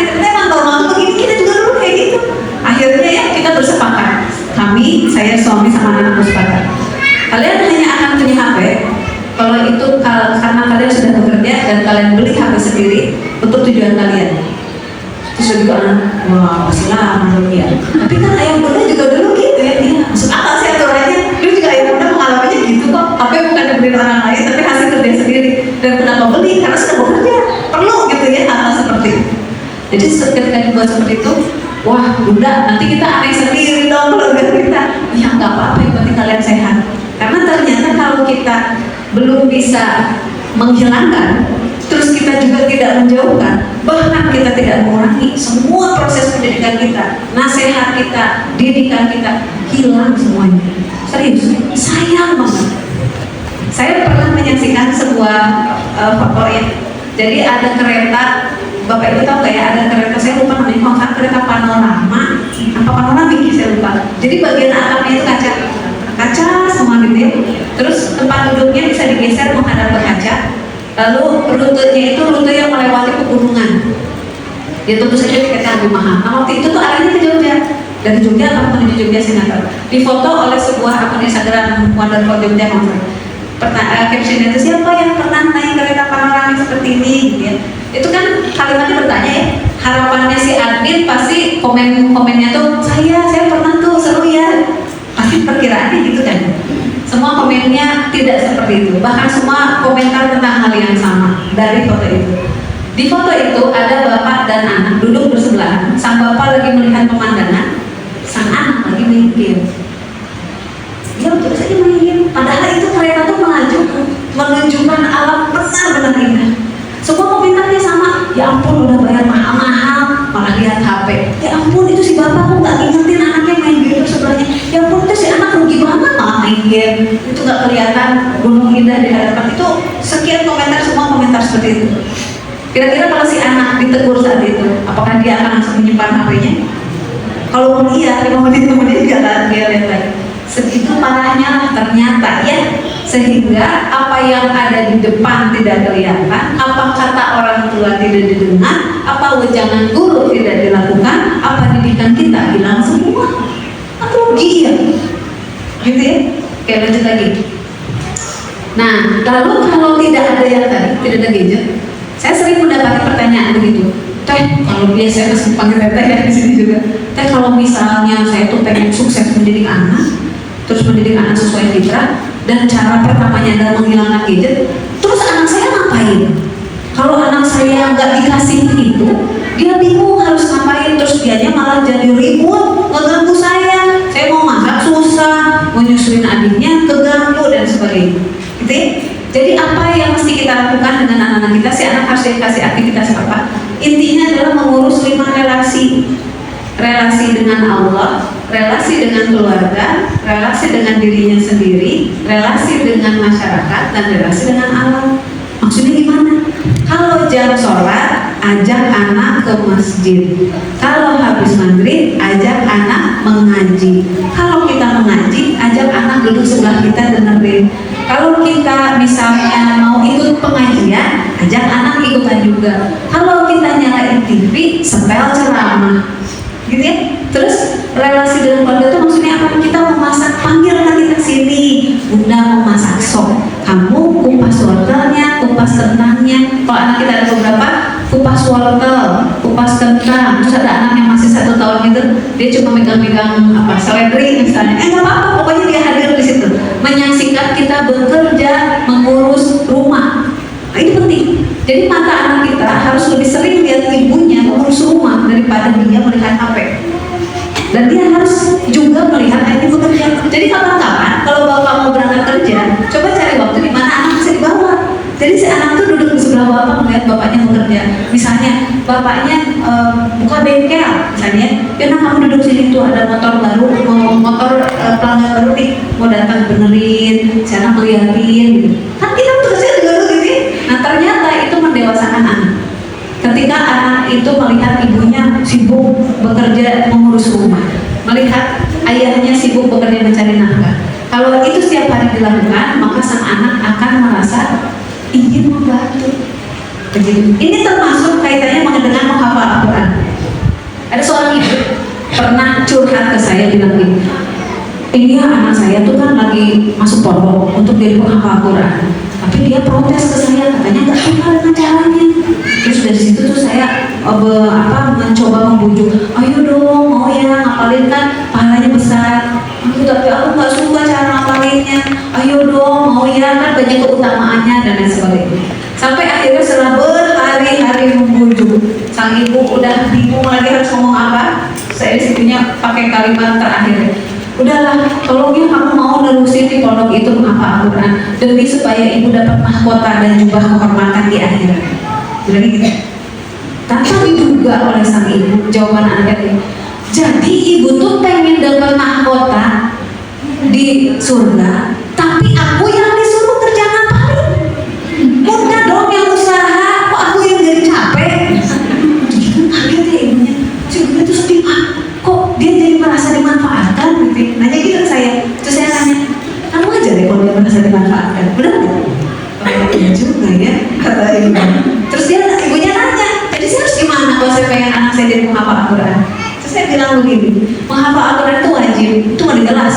Tapi wajibnya segimana buat tiap orang tentu beda-beda. Ada yang lebih mudah menghafal Al-Quran semuanya, ada yang sedikit-sedikit, ada yang ngapalin artinya dulu, macam-macam. Pokoknya menghafal Al-Quran itu wajib. Tapi cara paling benar kalau kita pengen anak kita yang menghafal Al-Quran adalah bapak ibu menghafal duluan di depan anak. Tunjukkan antusiasmenya menghafalkan sampai sang anak itu bertanya, kenapa sih pak, bu, kok semangat banget ngapalin Al-Quran? Soalnya bapak ibu ingin memberikan mahkota untuk kakek ini. Oh gitu ya? Iya, itulah bakti bapak sama ibu kepada kakek nenek. Karena dengan begitu bapak ibu bisa menjamin jalan surganya kakek nenek. Kalau nanti kakek nenek sudah meninggal, bapak ibu kan pengen tercatat sebagai anak soleh supaya doanya diijabah sama Allah. Tapi kalau bapak ibu cuma segini-gini aja amalnya, emang masuk kategori anak soleh? Enggak. Makanya ini menghafal Al-Quran itu demi kakek nenek juga. Anak pasti terinspirasi. Anak pasti akan mengatakan, wah gitu ya, oh gitu aku juga mau deh buat kasih mahkota ke bapak ibu. Gitu. Dengan begitu anak-anak punya semangatnya, ada girohnya, ada motivasinya. Bukan kamu ya pokoknya ibu tuh udah bayar nih, gimana caranya nggak rugi, kamu harus hafal sekian juz. Kalau kita seperti itu, kita menurunkan martabat Al-Quran. Al-Quran itu sebegitu mulianya, marwahnya harus kita jaga. Ini adalah ibadah yang sangat mulia, bukan target-target kuantitatif untuk sekedar ditulis dan jadi kebanggaan. Kan gitu ya. Oke, lanjut lagi. Tadi masyarakat sudah, alam juga yang sudah disebutkan. Nah, karena mengurus 5 relasi ini penting, makanya anak-anak itu harus banyak main di alam. Makanya Bu, alhamdulillah, ini tempat enak banget, beneran. Enak banget ya. Jadi kalau anak berdiri di situ dia bisa melihat jauh. Bapak Ibu memperhatikan nggak kalau anak-anak usia TK SD sekarang banyak yang sudah mulai pakai kacamata minus. Saya pakai kacamata minus waktu kuliah. Saya agak kaget ketika menyaksikan beberapa tahun terakhir anak TK dan SD mulai banyak yang pakai kacamata minus. Nah kalau kita tanya dokter mata, kebetulan anak saya pernah ke dokter mata karena matanya luka. Terus saya melihat banyak deretan anak-anak usia TK SD. Itu saya tanya, dok kok banyak banget ini? Pasien itu anak, iya itu rata-rata anak yang kelamaan pakai HP kelamaan dan terlalu dekat, jadi si radiasinya merusak matanya, akhirnya matanya jadi rabun jauh. Oh berarti anak itu kalau melihat jauh, melihat sawah gitu, dia nggak bisa lihat jelas, dia nggak bisa. Jadi ternyata kombinasi dua kebiasaan buruk, terlalu dekat melihat layar dan terlalu sering, dan jarang melihat jauh. Bayangkan anak-anak masuk ke pelataran ini, berdiri di dekat tanah itu, melihat jauh ke sana, itu menyehatkan matanya. Saya merasakan itu karena saya dulu tinggalnya di pinggiran kota, waktu di Bandung. Kan tadi saya bilangnya TK, SD-nya juga di sebelah pabrik tekstil. Tidak ada yang bisa dilihat dengan daya pandang yang jauh, nggak ada. Makanya mata saya lebih cepat minus. Tapi anak-anak yang di sini, wah bahagianya mereka melihat jauh itu bisa, itu menyehatkan matanya. Nah, jangan sampai kita rusak dengan gadget tadi. Oke, lanjut lagi. Terus kita juga di rumah menciptakan aktivitas yang kaya. Jadi kaya itu bukan kaya harta ya, kaya wawasan, kaya kegiatan, kaya gagasan. Anak-anak sering diajak jalan-jalan, misalnya bapak ibu ke pasar, yuk sini ke pasar. Terus ajarkan nama-nama, ini namanya tomat, ini namanya bawang daun, kalau di sini onclang ya sebutannya ya. Terus ada seledri, ini wortel, ini kentang. biarkan mereka pegang teksturnya, cium baunya. Kalau misalnya beli buah misalnya, ajak mereka cicip. Hal-hal yang biasa kita lakukan waktu kita kecil dulu, ikut sama ibu pasar. Nah, lakukan itu kepada anak kita juga. Terus misalnya bapak mengajak ke tempat kerja, misalnya contohnya tempat kerjanya tadi bengkel ya. Ini alat buat ini buat ini buat ini. Nanti kalau ada motor yang perbaiki masukin ke sini, nanti pembayarnya sebelah sini. Jadi semua dikasih tahu seolah-olah anak itu akan mengerjakan sama seperti kita mengerjakan itu. Itu contohnya. Kemudian kayak kegiatan artinya aktivitasnya jangan cuma satu macam, justru harus banyak. Di rumah memasak, ngepel lantai, ngelap kaca, terus merapikan spray, mencuci, menjemur, melipat baju, masukin ke lemari. Itu kalau kita data ya, yang ibu kerjakan itu lebih dari 100 loh di rumah. Benar ya? Yang tadi saya sebut itu baru beberapa. Si 100 aktivitas itu ajak anak. Nanti anak aku capek banget ternyata ya mah gitu kerja gitu. Ya memang, tapi itu yang harus bisa dilakukan. Justru dengan itu semua nanti ibu bisa lihat begini. Ternyata ada anak yang kalau melipat baju rapi banget. Ternyata ada anak yang kalau masak, baru sekali nyoba bikin nasi goreng langsung enak. Ternyata ada anak yang kalau ada tamu datang, Pak Bu silakan duduk gitu, terus dia yang bawain minuman. Oh, ternyata ada anak ini, tapi ada juga anak yang malu, ada tamu mau keluar, dari malu-malu ada yang senang. Nah jadi justru kalau kita libatkan anak dengan semua aktivitas di rumah, dengan aktivitas di luar rumah, banyak bermain di alam, banyak berinteraksi di masjid, dapat tuh semua kegiatan. Berarti kalau itu bikin anak pintar itu nggak harus mahal ya? Enggak, semua dimulai dari rumah, semua dimulai dari lingkungan yang ada. Lanjut lagi. Nah ini salah satu contoh nih, waktu itu ini kebetulan kegiatannya sekolah kami. Ketika mulai masuk musim hujan, waktu itu kami mengamati air itu dari atap langsung pokoknya ke tanah aja gitu ya. Terus kita mikir, kan sayang ya kalau air hujannya jatuh begitu saja, padahal kita butuh air buat menyiram tanaman. Akhirnya kita bikin talang yang nanti nyambung ke drum, nanti drum itu di bawahnya dipasangin keran. Sesudah gitu air hujan itu kalau penuh nanti bisa direfill lagi dengan hujan berikutnya. Semua ini dilakukan sama anak. Jadi anak-anak belajar pakai gergaji, pakai paku, palu, motong aluminium, masang talang, gitu ya. Dan ini semua anak-anak dari beragam usia. Sampai akhirnya kita selalu punya stok air. Sampai lanjut lagi. Nah ini waktu mengerjakan itu kelihatan lebih sudut di bawah itu ada anak perempuan pakai jilbab. Itu dia lagi pasang pondasi buat talangnya. Jadi dia pegang paku dan palu. Jadi semua nyoba. Itu yang di kanan bawah kelihatan ada anak ini kalau nggak salah usia 4 tahun, dia lagi belajar ngetik bayam. Bayam bukan? Itu kelor. Pokoknya ngetik tanaman aja untuk dijadikan makanan kanan bawah. Jadi semua aktivitas yang kita bisa lakukan di rumah, lakukan aja bareng sama anak, termasuk ngajak anak tetangga, lakukan di sekolah. Pasti semua anak-anak senang. Mungkin buat kita, emang kayak gitu bikin pintar. Serius Bu bikin pintar, serius. Saya kan tadi disebutkan ya, di CV-nya kan saya lulusan ITB. Saya tuh pernah sampai heran, teman saya masih ITB juga, dia nanya di grup alumni ibu-ibu yang alumni, dia nanya gini, ibu-ibu kalau kecambah itu memang dulunya kacang hijau ya? Kok ujungnya ada hijaunya? Saya kaget, kamu lulusan ITB nggak tahu kecambah itu dari kacang hijau?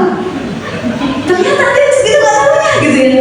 Jadi yang dia tahu tuh ya belajar, ngapalin, tapi tidak bisa dia kaitkan satu sama lain. Terus saya tanya, kamu pernah lihat memang kacang hijau yang besar? Itu nggak. Saya cuma tahunya kacang hijau disimpan di kertas basah, ditunggu sehari, lihat tuh bertugas apa tidak, diukur, udah gitu hari kedua dilihat, hari ketiga dilihat, setelah seminggu dibuang. Cuma yang dia tahu. Jadi kamu tahu kacang hijau gimana? Ya beli di pasar kiloan. Kamu tahu kecambah gimana? Tuh dia tukang sayur. Tapi dia tidak bisa mengaitkan itu sama seni ya.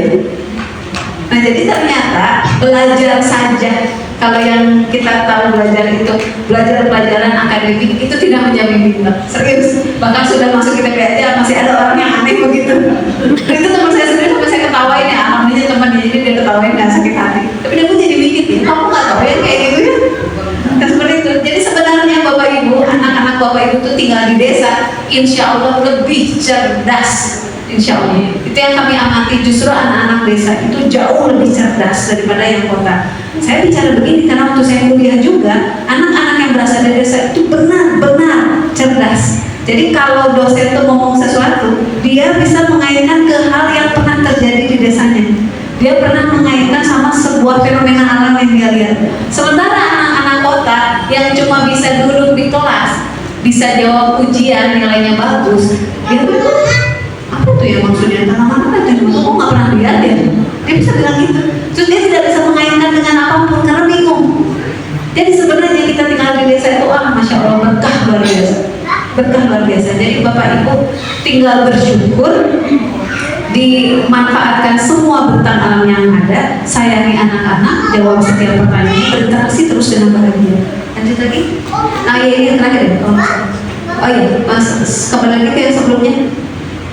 Nah, di situ ada tulisannya, jadi anak-anak kita ajak melakukan kewajiban moral. Kewajiban moral itu maksudnya apa? Semua yang Islam ajarkan.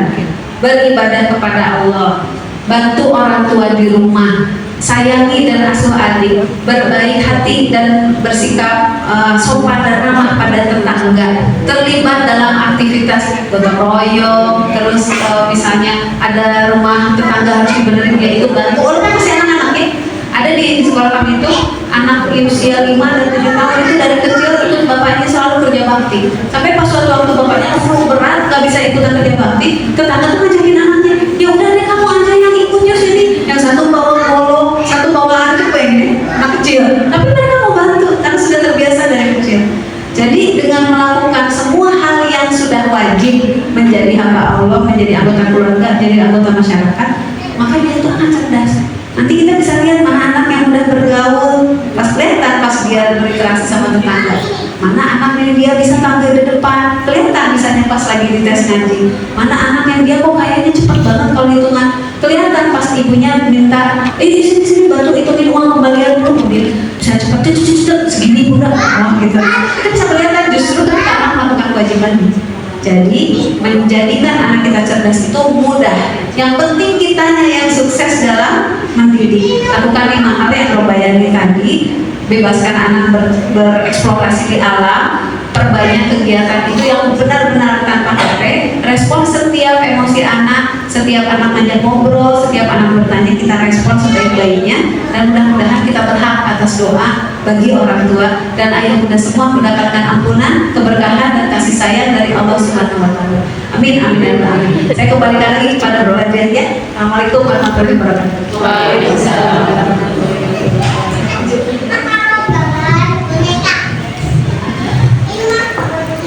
Masya Allah, ilmunya luar biasa.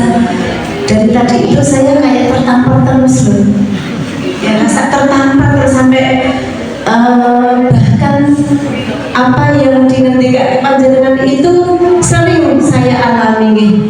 Anak sering main game, kalau dipanggil itu sebentar lagi. Mungkin ibu-ibu yang lain sama aja.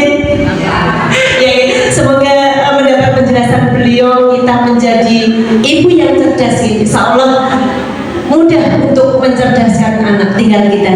Alhamdulillah pada waktu ini kita masih bersama beliau. Kami buka sesi pertanyaan. Jadi mumpung masih ada beliau ini, nah kita akan pilih 3 penanya nih. Sudah ada yang mengajukan jari? Oke, monggo. Ini sesi pertama saya buka.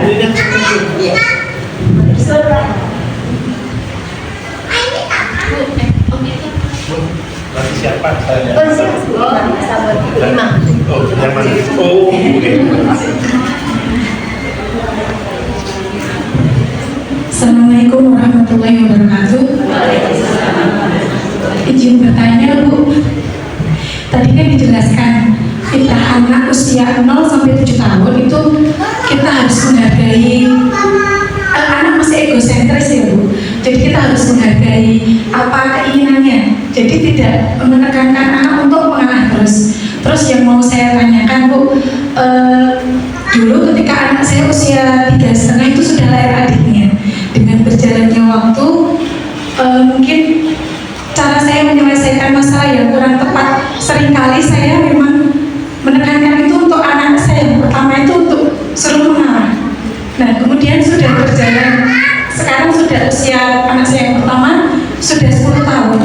Bagaimana cara mengurangi syukur-syukur bisa menghilangkan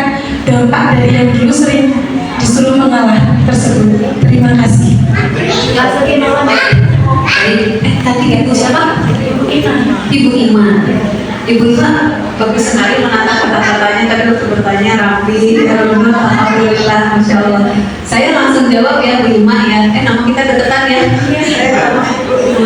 Ya, jadi pada dasarnya kalau kita tidak melihat efek buruk apa-apa di usia sekarang, usia 10 tahun ya, misalnya maksudnya efek buruk apa?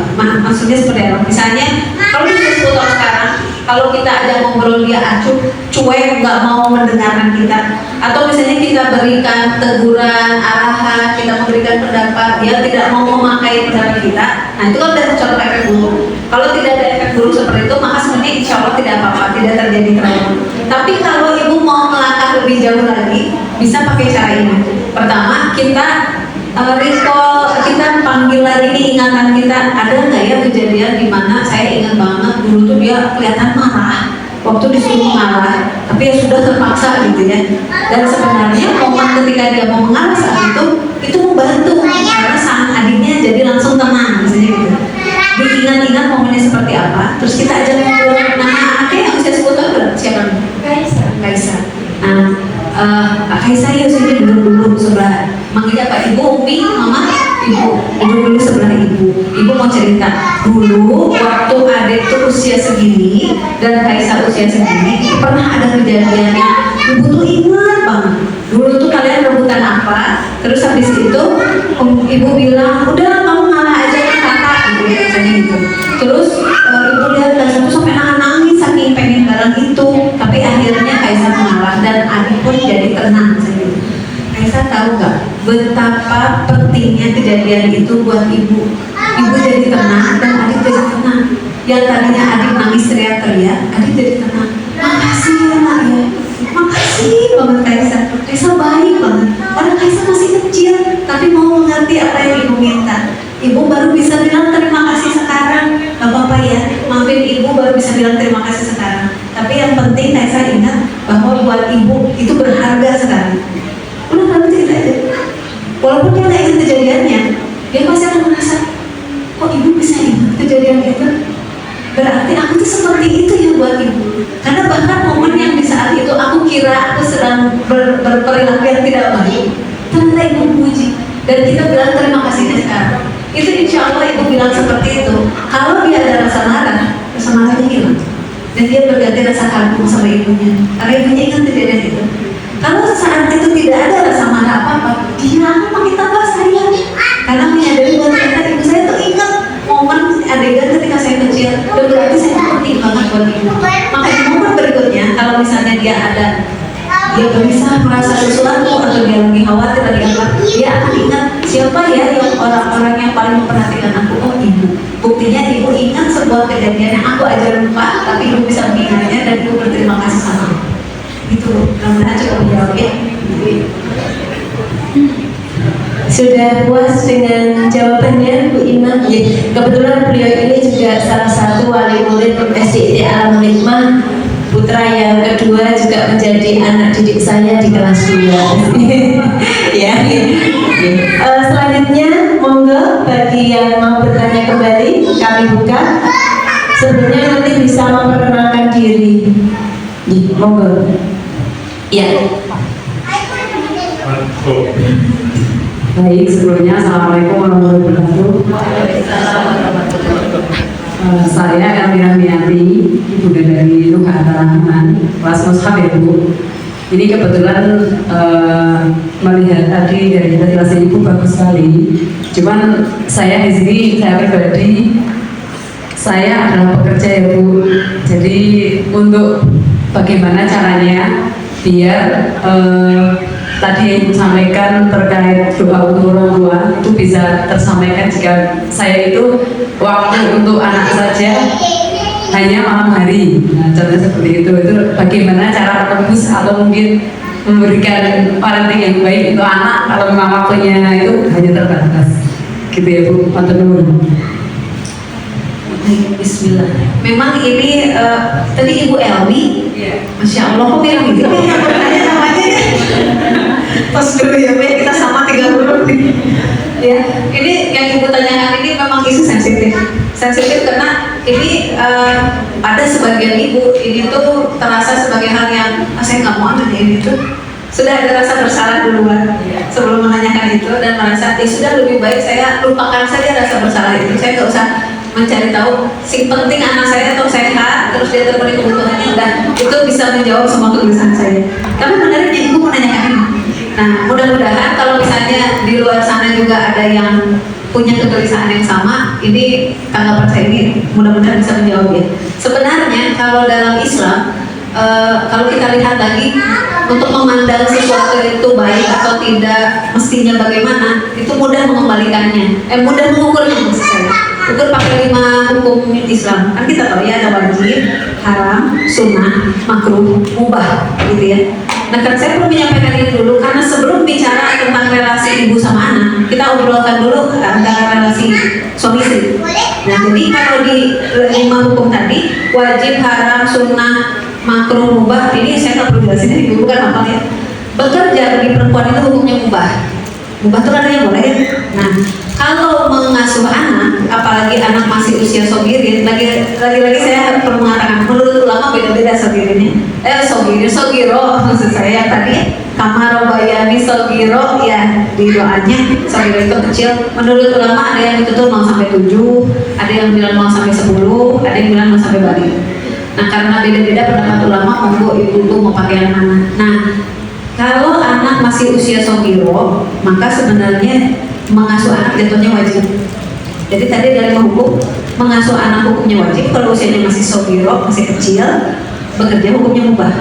Kalau ada yang wajib dan ada yang mubah, mestinya kita lakukan yang mana? Wajib, yang wajib dulu. Kalau yang wajib sudah dikerjakan, baru yang mubah boleh dikerjakan. Kalau kita mengambil yang mubah dulu, tapi yang wajib ditinggalkan, nah itu kita akan berdosa, gitu kan ya? Karena pahala yang wajib jauh lebih besar daripada pahala yang mubah. Itu dulu prinsipnya. Saya harus sampaikan apa adanya. Nah, ini harus jadi bahan topik obrolan sama suami, gitu. Jadi ketika ngobrol sama suami, Mas, Kang, sayang, Abi, Beb, Hani, apapun lah ya panggilannya. Ternyata karena anak kita masih usia kecil, sebenarnya wajibnya saya adalah mengasuh. Saya tidak bilang mengasuh itu berarti kamu boleh keluar rumah ya, bukan begitu ya. Pokoknya wajibnya dulu, yang wajibnya yang harus kita penuhi duluan. Sementara bekerjanya itu mubah. Menurut Mas, kita tanyain suami, menurut Mas, apakah saya kurang dalam melaksanakan kewajiban saya mendidik anak yang masih usia sogiro tadi, karena ini jatuhnya wajiban saya, atau sudah cukup dari segi waktu, dari segi kualitas? Kalau kurang, apa ya yang bisa dilakukan untuk meningkatkannya? Karena ini wajib buat saya. Apakah waktunya yang ditambah dengan anak? Artinya misalnya ya, suami bilang iya kayaknya waktunya deh yang kurang. Coba tak bantuin yuk, nego sama atasanmu, siapa tahu jam kerjamu bisa dikurangi. Apakah menjadi part time atau gimana misalnya ya? Sah-sah saja kok ya, namanya juga memperjuangkan keluarga. Atau misalnya, wah sudah cukup kok, dari kualitas kamu di waktu yang serba terbatas kamu bagus banget, masakin buat anak, terus baca dongeng misalnya, atau ajarin doa atau apapun. Nah, pokoknya aktivitas sama anak tuh pasti full di masa jam ketika kamu ada di rumah. Berarti udah cukup segi kualitas. Terus yang mubah ini terlalu memakan waktu enggak? Nah, kita tanya nih sama suami. Kalau misalnya kata suami, kayaknya sejauh ini masih bisa kita tangani bareng-bareng. Oh ya udah, berarti jalan aja terus, masih bisa lanjut. Selama itu tadi ukurannya adalah bertanya pada suami. Maka dibahas dulu sih 5 hal tadi. Ingat lagi bahwa mengasuh anak di usia anak kecil itu wajib kalau buat ibu-ibu. Kemudian bekerja itu mubah. Jangan sampai yang mubah mengambil jatah yang wajib malah berkurang. Ngukurnya gimana? Tanyanya ke suami. Jadi hal itu tidak bisa saya jawab sini. Ibu harus tanya dulu ke pasangan. Nah, sekarang gimana dengan anak?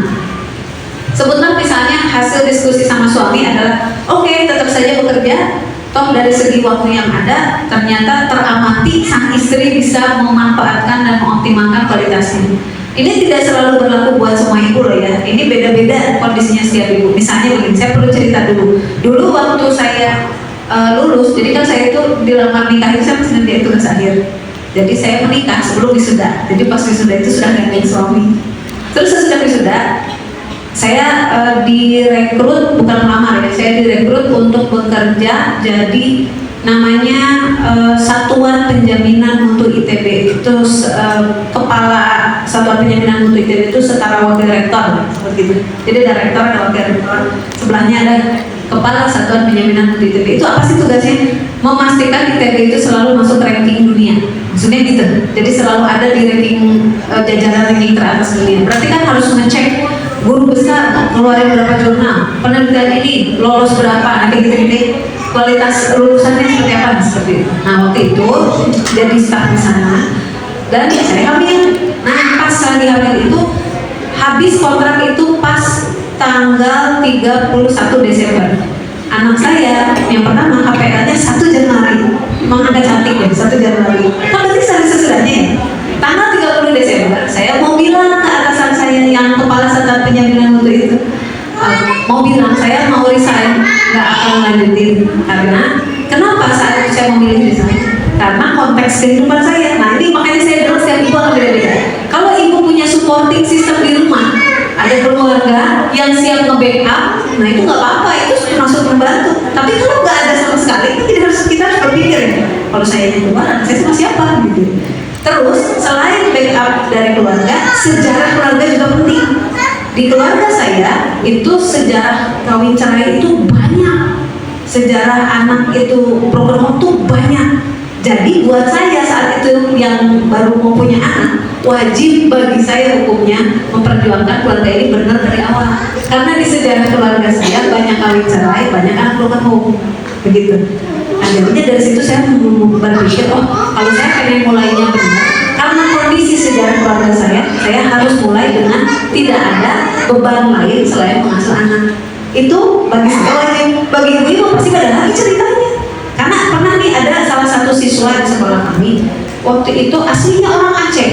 Sang ibu lagi kuliah di UGM, ngambil spesialisasi dokter kandungan. Jauh-jauh dari Aceh bawa sekeluarga karena dikasih tugas untuk kuliah lagi sama rumah sakitnya. Rumah sakitnya bilang begini, Bu, cuma ibu dokter umum yang bisa punya kapasitas jadi dokter kandungan. Desa kita tidak punya dokter kandungan. Desa kita cuma punya bidan. Dan ibu lah satu-satunya dokter umum yang punya kapasitas kemampuan belajar di dokter kandungan. Nih, ibu berangkat sekarang ke Jawa dari Aceh gitu, berangkat ke Jogja, ibu belajar di sana. Cepat selesaikan, ditunggu. Soalnya ini udah banyak ibu hamil, kan butuh ya di sana. Jadi situ mau dengan sigap sang ibu memboyong sekeluarga, suaminya pengacara, dia sendiri lagi belajar jadi dokter kandungan, terus punya anak 3 waktu itu. Nah, yang 2 kembar. Bingung ya, dari Aceh harus tiba-tiba ke Jogja, sekolah di mana? Lalu karena aktivitas orang tuanya yang padat, justru mereka mencari sekolah informal. Nah, waktu itu sekolah kami namanya sekolah informal. Terus dari itu saya nanya ke anaknya, kalau ibu lagi kuliah dan bapak lagi kerja, kamu sama siapa? Sama nenek, sama tante. Terus nenek sama tante biasanya ngapain? Ya sama aja seperti ketika sama ibu, masak bareng, bapak bacain cerita dan sebagainya. Jadi ternyata orang tuanya berhasil berhasil mendidik kakek neneknya dan mendidik tantenya untuk melakukan pendidikan yang sama persis seperti orang tuanya kepada sang anak. Jadi ketika orang tuanya, ibunya sibuk kuliah dan bapaknya sibuk bekerja, anak itu mendapatkan yang sama dari kakek neneknya dan dari tantenya, persis sama seperti dapat dari orang tuanya. Saya menyaksikan itu kayak, wah ini keluarga besar bahagia banget, kompak banget. Yang menarik ya, waktu sekolah kami bikin acara parenting, nah terus kan ibunya nggak bisa datang karena masih kuliah, bapaknya lagi mengurus klien, tantenya datang, kakeknya datang, neneknya datang. Wah luar biasa, ini semua satu full tim dibawa gitu ya. Jadi bahkan kita bicara ke kakek neneknya dan ke tantenya itu persis seperti bicara ke ibunya ke bapaknya, nyambung banget. Oh, yang seperti ini backup sistem yang luar biasa. Nah, kondisi saya dulu waktu baru punya anak dengan kondisi keluarga ini kan beda banget ya. Nah, maka bagi keluarga ini jadi terlihat jelas. Bagi sang ibu tadi bekerja menjadi dokter kandungan itu hukumnya wajib. Karena hanya dia satu-satunya di desa itu, nggak ada yang lain. Bagi sang ibu ini harus saya perjuangkan. Tapi konsekuensinya saya sangat kehilangan waktu dengan anak saya, benar-benar kehilangan waktu. Sehingga seringkali hanya bersama anak tuh kalau anaknya bawa ke rumah sakit. Itu benar kalau pasien datang pulang dulu, aku boleh di sini, anaknya laki-laki. Tapi pasien datang kan perempuan gitu. Nah jadi maksud saya, pertama diskusikan dengan suami terkait yang 5 hukum Islam tadi. Kedua, lihat latar belakang keluarga. Kita punya backup sistem apa tidak? Lihat sejarah keluarga bagaimana. saya tadi berikan 2 contoh. Bagi saya pilihannya adalah tidak bekerja. Bagi saya karena ada sejarah keluarga seperti tadi. Kalau bagi orang tua sesuai tadi saya ceritakan, namanya Bu Rika sih saya. Buat keluarga Bu Rika justru boleh dan backup sistemnya siap dan sejarah keluarganya mendukung gitu. Jadi jawabannya akan sangat beragam gitu. Adapun terkait anak, ibu perlu lebih banyak ngobrol berdua dari hati ke hati dengan sang anak. Kalau misalnya mau tidur misalnya, atau mau berangkat bekerja, atau mau pulang, pastikan kita itu dalam kondisi 100% fokus ke anak. Ada salah satu tips yang pernah saya dapat dari Bu Septi Pendimunandari. Beliau itu kalau habis pergian jauh atau habis pulang bekerja, begitu sampai rumah, si baju tuh dirapikan, gitu ya. Terus dia tuh latihan senyum. Ini memang lucu ya, tapi ini saya mau meniru tipsnya beliau gitu. Latihan senyum. Terus habis itu minum air putih dulu. Terus habis itu membayar dulu. Begitu masuk pintu, halo, bunda, coba cerita tadi ada apa aja gitu. Jadi benar-benar seperti guru TK gitu ya. Terus kan anaknya jadi bunda, tadi ada ini. Jadi sang ibu itu benar-benar mempersiapkan di pintu sebelum masuk, disiapin semuanya. Sampai ke bau keringat, dibikin dulu yang wangi. Jadi sang ibu itu benar-benar mempersiapkan ketemu anak itu seperti mau ketemu tamu agung gitu. Jadi saya pernah cerita itu kan ketawa-ketawa ya, tapi ketawa itu kan menertawakan diri sendiri. Perasaan saya tuh habis jalan jauh gitu ya masih bau gitu kan. Kalau masuk gitu, aku udah sampai bangun. Kak anak-anaknya sebentar dulu, kemudian duduk. Ya kalau biasanya. Jadi buat saya tuh mendengar cerita Bu Septi itu luar biasa ya. Tapi ternyata tips itu sangat membantu karena saya perhatikan jadinya Bu Septi dengan anaknya itu selalu kalau mereka saling memandang, wajahnya itu selalu sepatah tersenyum, bunda ngeliatin aku. Sampai sekarang kan Bu Septi sudah punya cucu, dan masih sama sikapnya seperti itu. Nah itu salah satu tips yang mungkin bisa dipakai. Di waktu lain ketika sedang bisa berdua bicara mendalam, tanya perasaannya. Anaknya usia berapa? 3,5. Jadi ketika apalagi anak 3,5 mah tidak mungkin keluar mana. Anak 3,5 tahun kan nggak mengalami cerita ya, pasti jujur apa? Jadi kita tanya, kalau bunda tuh mau berangkat pergi, gimana perasaanku? Misalnya, yo pengennya sih main bareng gitu. Kita amati emosinya dulu. Oh pengennya main bareng, kenapa pengen bareng? Soalnya pengen lebih lama dipeluk ibu, misalnya gitu ya. Oh oke, pengen lebih lama dipeluk ibu. Berarti nanti ciptakan momentum di acara ini, dimana di situ ada permainan atau apapun yang pasti akan banyak pelukan ibu. Jadi kita tuh ikuti perasaannya, pikirannya tuh mengarahnya kemana, lalu kita ciptakan di waktu dimana kita tuh lagi bareng sama ibu. Jadi bukan dengan kalimat misalnya anak nanya, Bu tuh kalau kerja aku juga kesepian, ya mestinya paham dong deh, namanya juga ibu kerja kan cari uang buat kamu juga, justru ibu kerja itu kan harus sayang sama kamu. Nah itu membingungkan, jangan pakai jawaban itu, karena kalau pakai jawaban itu saya akan mikir, katanya sayang tapi pergi, kok kalau pergi terus bilangnya kerja buat cari uang, berarti lebih sayang sama uangnya daripada sama aku. Nanti kok ya, kamu juga anak-anak ya, jadi dia akan mikir kalau sayang itu berarti di sini sama saya gitu ya. Makanya kita memperbanyak momen tanya perasaannya, dan setiap perasaan anak itu benar. Kita yang harus meresponnya dengan penjelasan, dan penjelasannya jangan menyuruh dia yang dewasa.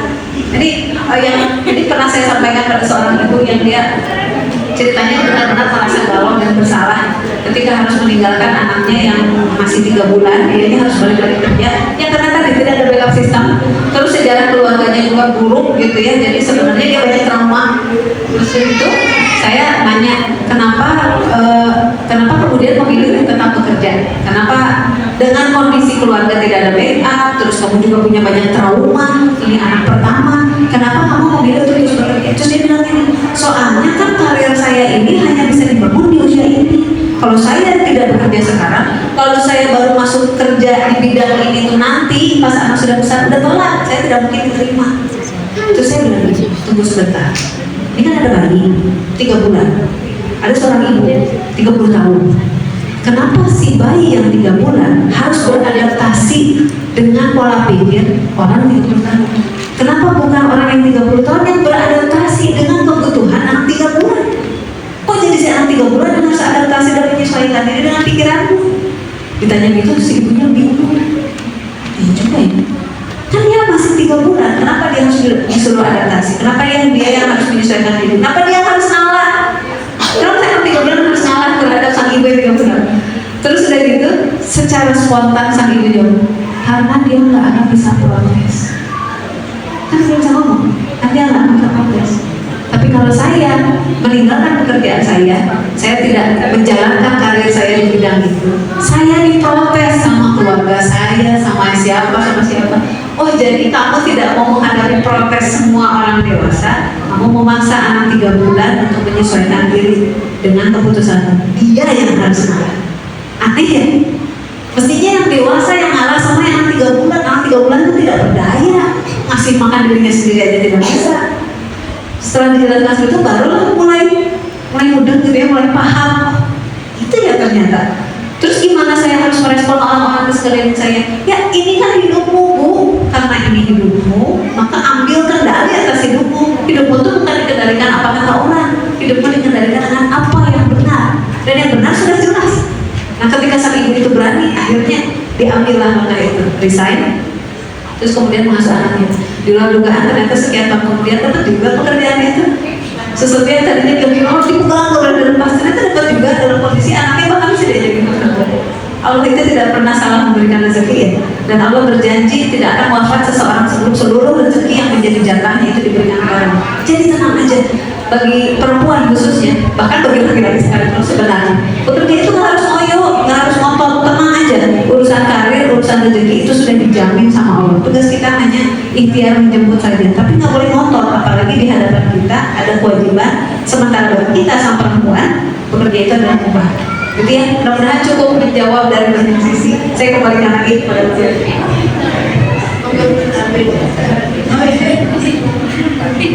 Luar biasa nih jawabannya, banyak sekali ilmu yang apa ya, kayaknya sangat menolong kita nih selama ini. Mungkin kita dalam hal mendidik anak, bagaimana kita berbicara kepada anak, ini bisa menjadi langkah awal yang kemarin sudah kita lakukan. Mungkin cara kita salah dalam hal matur atau kita berbicara ke anak, insya Allah kita mulai hari ini bisa memperbaiki.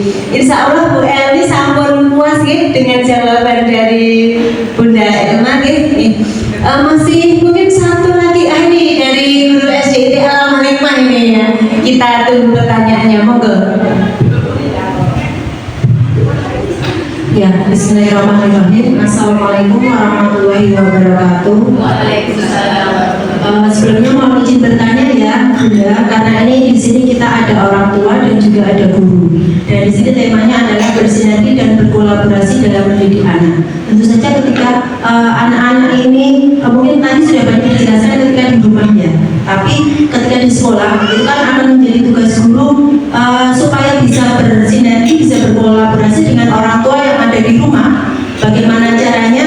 Mungkin ini karena Bunda juga pakar untuk talent mapping. Jadi mungkin di awal-awal tahun ajaran baru ini guru-guru juga masih meraba-raba. Sebenarnya ketika kita akan memenuhi kebutuhan siswa, itu bagaimana caranya? Bagaimana cara kita memetakannya supaya kita benar-benar bisa memberikan kebutuhan anak untuk belajar di sekolah. Kemudian kita benar-benar tahu apakah minatnya dia, bakatnya dia. Jadi supaya anak itu menjadi cerdas memang sesuai dengan fitrahnya, bukan karena memang tuntutan dari sekolah harus seperti ini, harus seperti ini. Mungkin ini mewakili dari para guru. Terima kasih. Wassalamualaikum warahmatullahi wabarakatuh.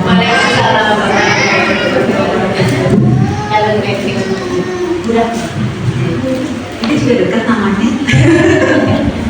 Berapa terima kasih, pertanyaannya bagus sekali, alhamdulillah. Jadi kalau memang topik parenting itu dibahas, banyak kan dari sisi orang tua ya Bu ya.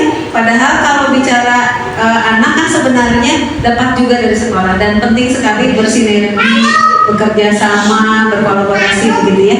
Nah jadi yang bisa sekolah lakukan, pertama ini saya mengacu juga pada yang sudah biasa kami lakukan dan ternyata ada manfaatnya. Jadi ini supaya ibu-ibu tidak perlu trial and error, jadi bisa langsung mengambil pengalaman.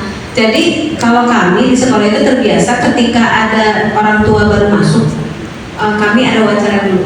Jadi ketika anak itu masuk, usahakan betul ya. Ini mengingatkan juga untuk ibu-ibu di sini harus kenal gurunya.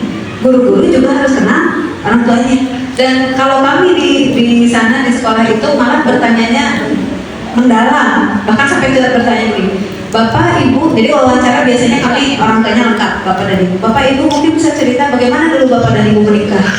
Awalnya gitu ya, kan mau daftarin anak, kita bukan lagi konsultasi pernikahan, kenapa pertanyaannya gitu.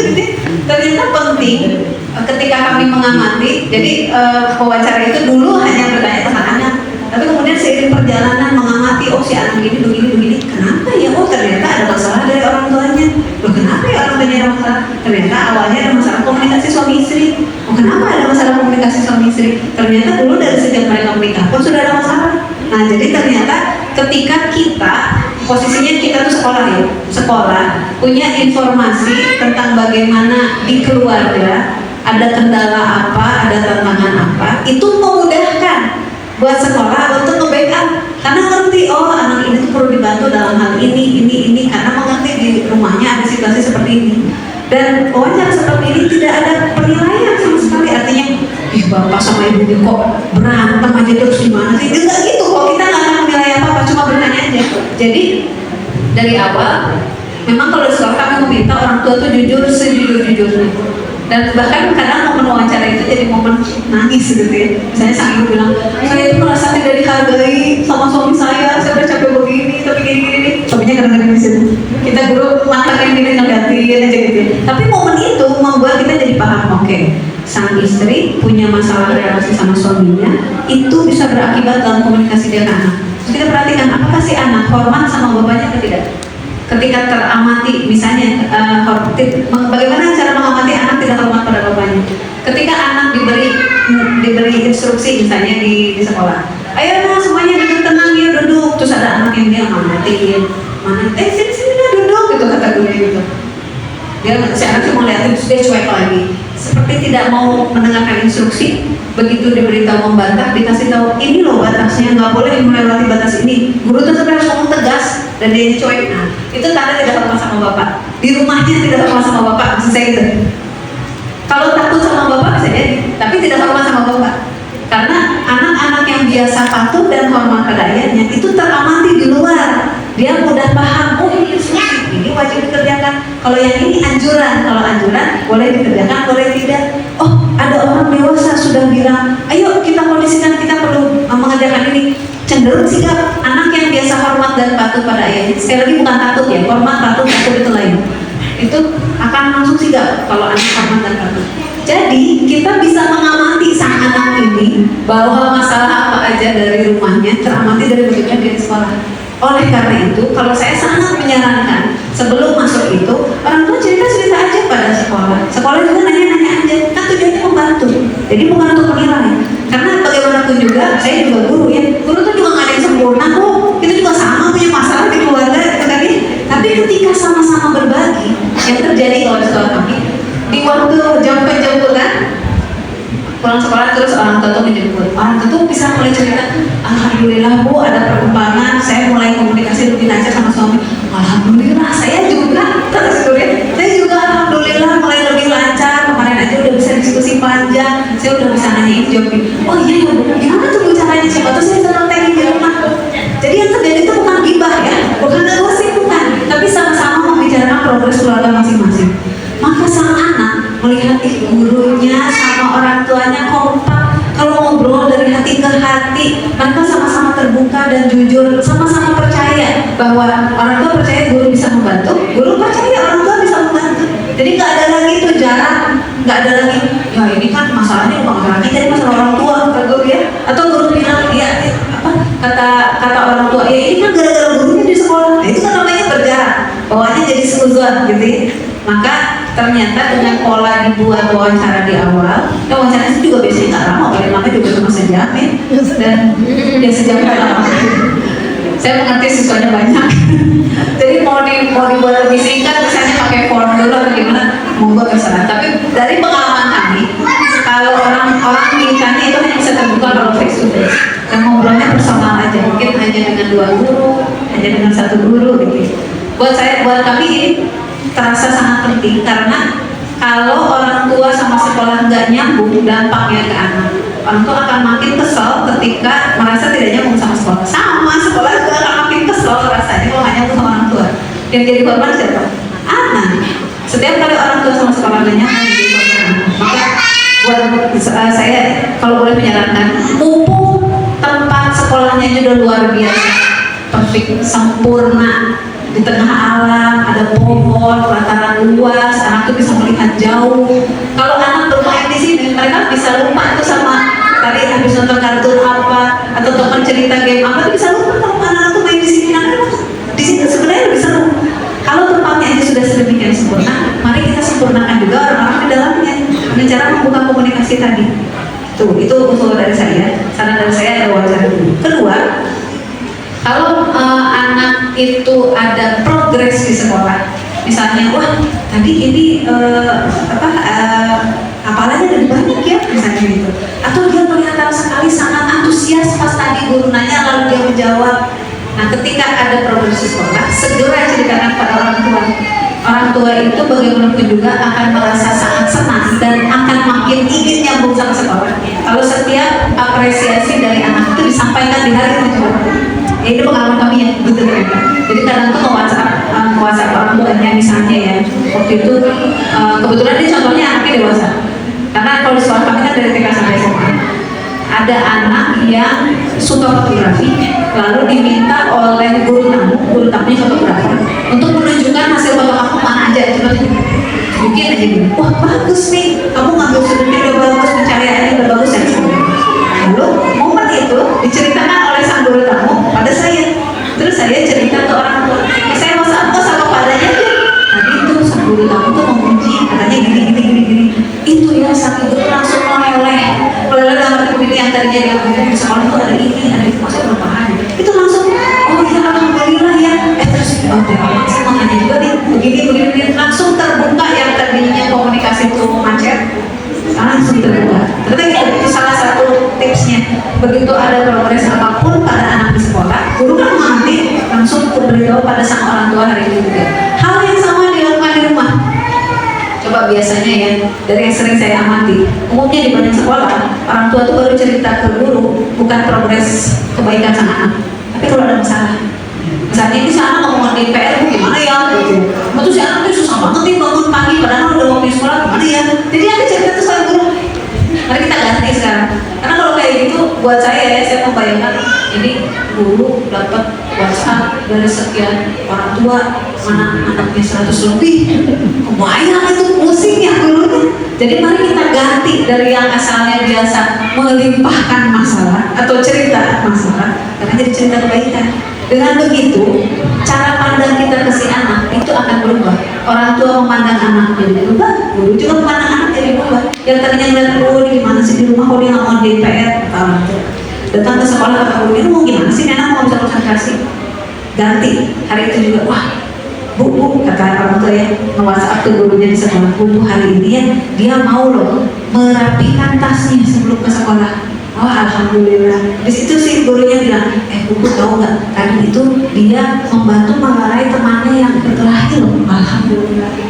Kalau setiap hari cerita yang ditransfer satu sama lain adalah cerita menyenangkan, kita akan makin melihat sisi baik dari anak ini. Semua yang buruknya itu akan hilang. Beneran. Si anak itu akan, karena dia sering diapresiasi. Padahal apresiasi itu belum tentu nyampe ke si anaknya. Ini baru antara orang dewasa aja yang sangat ngobrol. Tapi percayalah itu akan mengubah cara kita bicara ketika kita di rumah, dan cara bicara guru juga akan berubah ketika si anak itu sekolah. Jadi dengan begitu si anak akan melihat, oh kayaknya aku disayang banget ya, di rumah disayang, di sekolah disayang. Jadi mari kita ubah isi topik transfer komunikasi antara guru dan orang tua dengan hal-hal positif yang kita amati pada anak setiap hari. Biasanya kalau anak-anak masih kecil itu masih bisa diubah perilakunya. Nanti perilaku yang buruk itu akan seiring waktu hilang dengan sendirinya. Itu persis seperti ada gelas, ada olinya, atau yang oli hitam, minyak gitu ya. Terus kita pengen minyak itu keluar, tapi cara yang kita lakukan terus menuangkan air bening, air putih, terus aja sampai benar-benar habis semua minyaknya. Itu bisa seperti itu. Jadi daripada kita minyaknya ditumpahi terus dibersihin dan sebagainya yang lebih melelahkan kita tuangkan, itu semua yang baik. Nanti juga anak tuh akan berubah juga sendiri. Dengan begitu ya, atmosfer, suasana komunikasi sekolah dan orang tua jadi positif, menyenangkan. Dan biasanya situasi begitu orang tua tuh sudah akan terbuka dan siap. Oke, berikutnya program apa lagi? Berikutnya kegiatan apa lagi? Sama guru juga. Oke, ini orang tuanya udah sangat semangat, udah mau bersinergi, udah mau bekerja sama. Kayaknya kita bisa bikin kegiatan ini yuk. Kayaknya kita bisa melakukan ini bareng-bareng yuk dan lain sebagainya. Tips terakhir, kalau ada kegiatan yang sifatnya banyakan, ya contohnya seperti ini ya, orang tua sama guru, coba kapan-kapan dicoba masak bareng. Ini khususnya buat ibu-ibu, nanti kan hasil masakannya dimakan bapak-bapak. Di sekolah kami ini salah satu trik yang dipakai, merekatkan orang tua dan guru. Lalu nanti, kenapa masak? Karena masak itu bisa dilakukan semua ibu-ibu bareng-bareng. Sambil ngobrol, pasti keluar curhatnya, pasti keluar wejangannya. Terus hasilnya dimakan bapak-bapak. Jadi bapak-bapaknya nggak akan kemana-mana, pasti nungguin makanan, ya kan gitu. Jadi bapak-bapaknya akan berbaris dengan rapi gitu, menunggu dan sambil mencium bau masakan. Jadi satu urusan selesai semua. Jadi biasanya kalau di tempat kami itu kalau ada kegiatan begini, antara sebelumnya atau sesudahnya itu ada masak bersamanya. Gitu. Dan itu kalau di tempat kami memang relatif sering karena tiap bulan kami sedekah Jumat ke masjid. Nah kan otomatis masak bareng. Nah anak-anak juga dilibatkan masak. Tapi kan kalau di sini siswa banyak banget ya, kalau siswa disuruh masak mana masih kecil-kecil kan repot ya. Mending kita bikin aja misalnya kalau misalnya acara parenting ini misalnya ya ada sekali setahun atau sekali per semester ya adakan momen ngumpul bareng, ada masak bareng. Yang simpel juga nggak apa-apa, tapi itu menyenangkan buat semua. Ternyata momen informal yang suasananya kekeluargaan antara orang tua dan guru itu menciptakan banyak hal baru. Nah itu yang kami amati, menciptakan banyak hal baru. Yang tadinya tertutup jadi terbuka, yang sudah terbuka jadi makin terlibat, yang sudah terlibat jadi keluar kehidupan. Dan dari situ efek baiknya, manfaat baiknya yang dapat adalah anak-anak. Anak-anak itu bagaimanapun juga akan tumbuh dengan baik, jadi sukses dan cerdas kalau lingkungan sekitarnya itu mendukung pada kecerdasannya. Jadi bukan hal-hal yang negatif yang ditransfer, tapi hal-hal yang positif yang ditransfer satu sama lain. Mudah-mudahan cukup menjawab ya. Terima kasih. Assalamualaikum warahmatullahi wabarakatuh. Rasanya kita tidak bosan gitu untuk apa ya, selalu belajar. Ibu masih fresh gini Ibu. Insya Allah ketika kita parenting seperti ini, kalau misalkan setiap bulan, Ibu, rasanya asik ya. Sebenarnya masih ada hal-hal yang masih banyak sekali yang kita diskusikan, kita kita sharingkan. Namun karena nyun pangapunten sekali dengan keterbatasan waktu, kita juga tidak mau melanggar pasal 12 nih Ibu semuanya dan bapak-bapak yang rawuh di forum ini ya. Insya Allah untuk sesi pertanyaan sudah kita akhiri atau masih ada yang belum puas dengan parenting pada hari ini, ibu-ibu dan bapak-bapak semuanya? Sudah nih, cukup nih. Nah ini dari Bunda Elma Fitria ya, ada kata terakhir ya dari beliau ya, Bismillah, mari bersama sesama orang tua dan guru aktif mendidik sehingga terjaga proses untuk sukses mendidik anak-anak kita ya. Di sini terjaga proses ya Bunda ya, Masya Allah ya. Kalau kita berbicara proses itu tidak ada yang instan, proses itu terus menerus. Saya sampai merinding ya mendengar penjelasan beliau. 17 tahun ya putra beliau belum punya hak untuk memiliki HP. Ini yang gitu ya lagi. Saya kayak bahkan jujur saja Bunda, saya punya bayi yang sekarang umur 21 bulan, itu dari ceprol di rumah sudah sering melihat ini ya gitu. Tapi insya Allah setelah kita melihat atau mendengar penjelasan dari panjenengan, insya Allah kita akan berusaha untuk semangat mendidik putra putri kita. Insya Allah demikian dari saya selaku moderator hari ini. Sekali lagi jazakumullah khairan katsir kepada kepada Bunda yang hari ini luar biasa nih, memberikan pencerahan, memberikan ilmu, memberikan semangat, memberikan motivasi. Bahwasanya mendidik ala Rasulullah itu ya benar-benar kalau kita pegang teguh, insya Allah anak-anak kita akan menjadi anak-anak yang sukses dunia dan akhirat. Kemudian jazakumullah khairan katsir atas ibu-ibu dan bapak-bapak hadirin yang dimuliakan oleh Allah. Dari sejak awal sampai akhir panjenengan semuanya menyimak sampai tidak ada yang meninggalkan ruangan ini, luar biasa tentunya. Jazakumullah khairan katsir. Insyaallah kami tunggu kembali ya. Insyaallah parenting hari ini tidak hanya sampai di sini bunda-bunda dan bapak-bapak. Insyaallah kita akan ada momen-momen parenting berikutnya yang insyaallah ini tadi selaras. Kita akan menjaga proses pendidikan ini, mengawal, menghantarkan anak-anak putra-putri kita untuk menjadi generasi robbani yang tangguh. Maka dari saya Ahli dan saya kembalikan ke MC. Terima kasih. Billahi taufiq wal hidayah. Waridha wal inayah.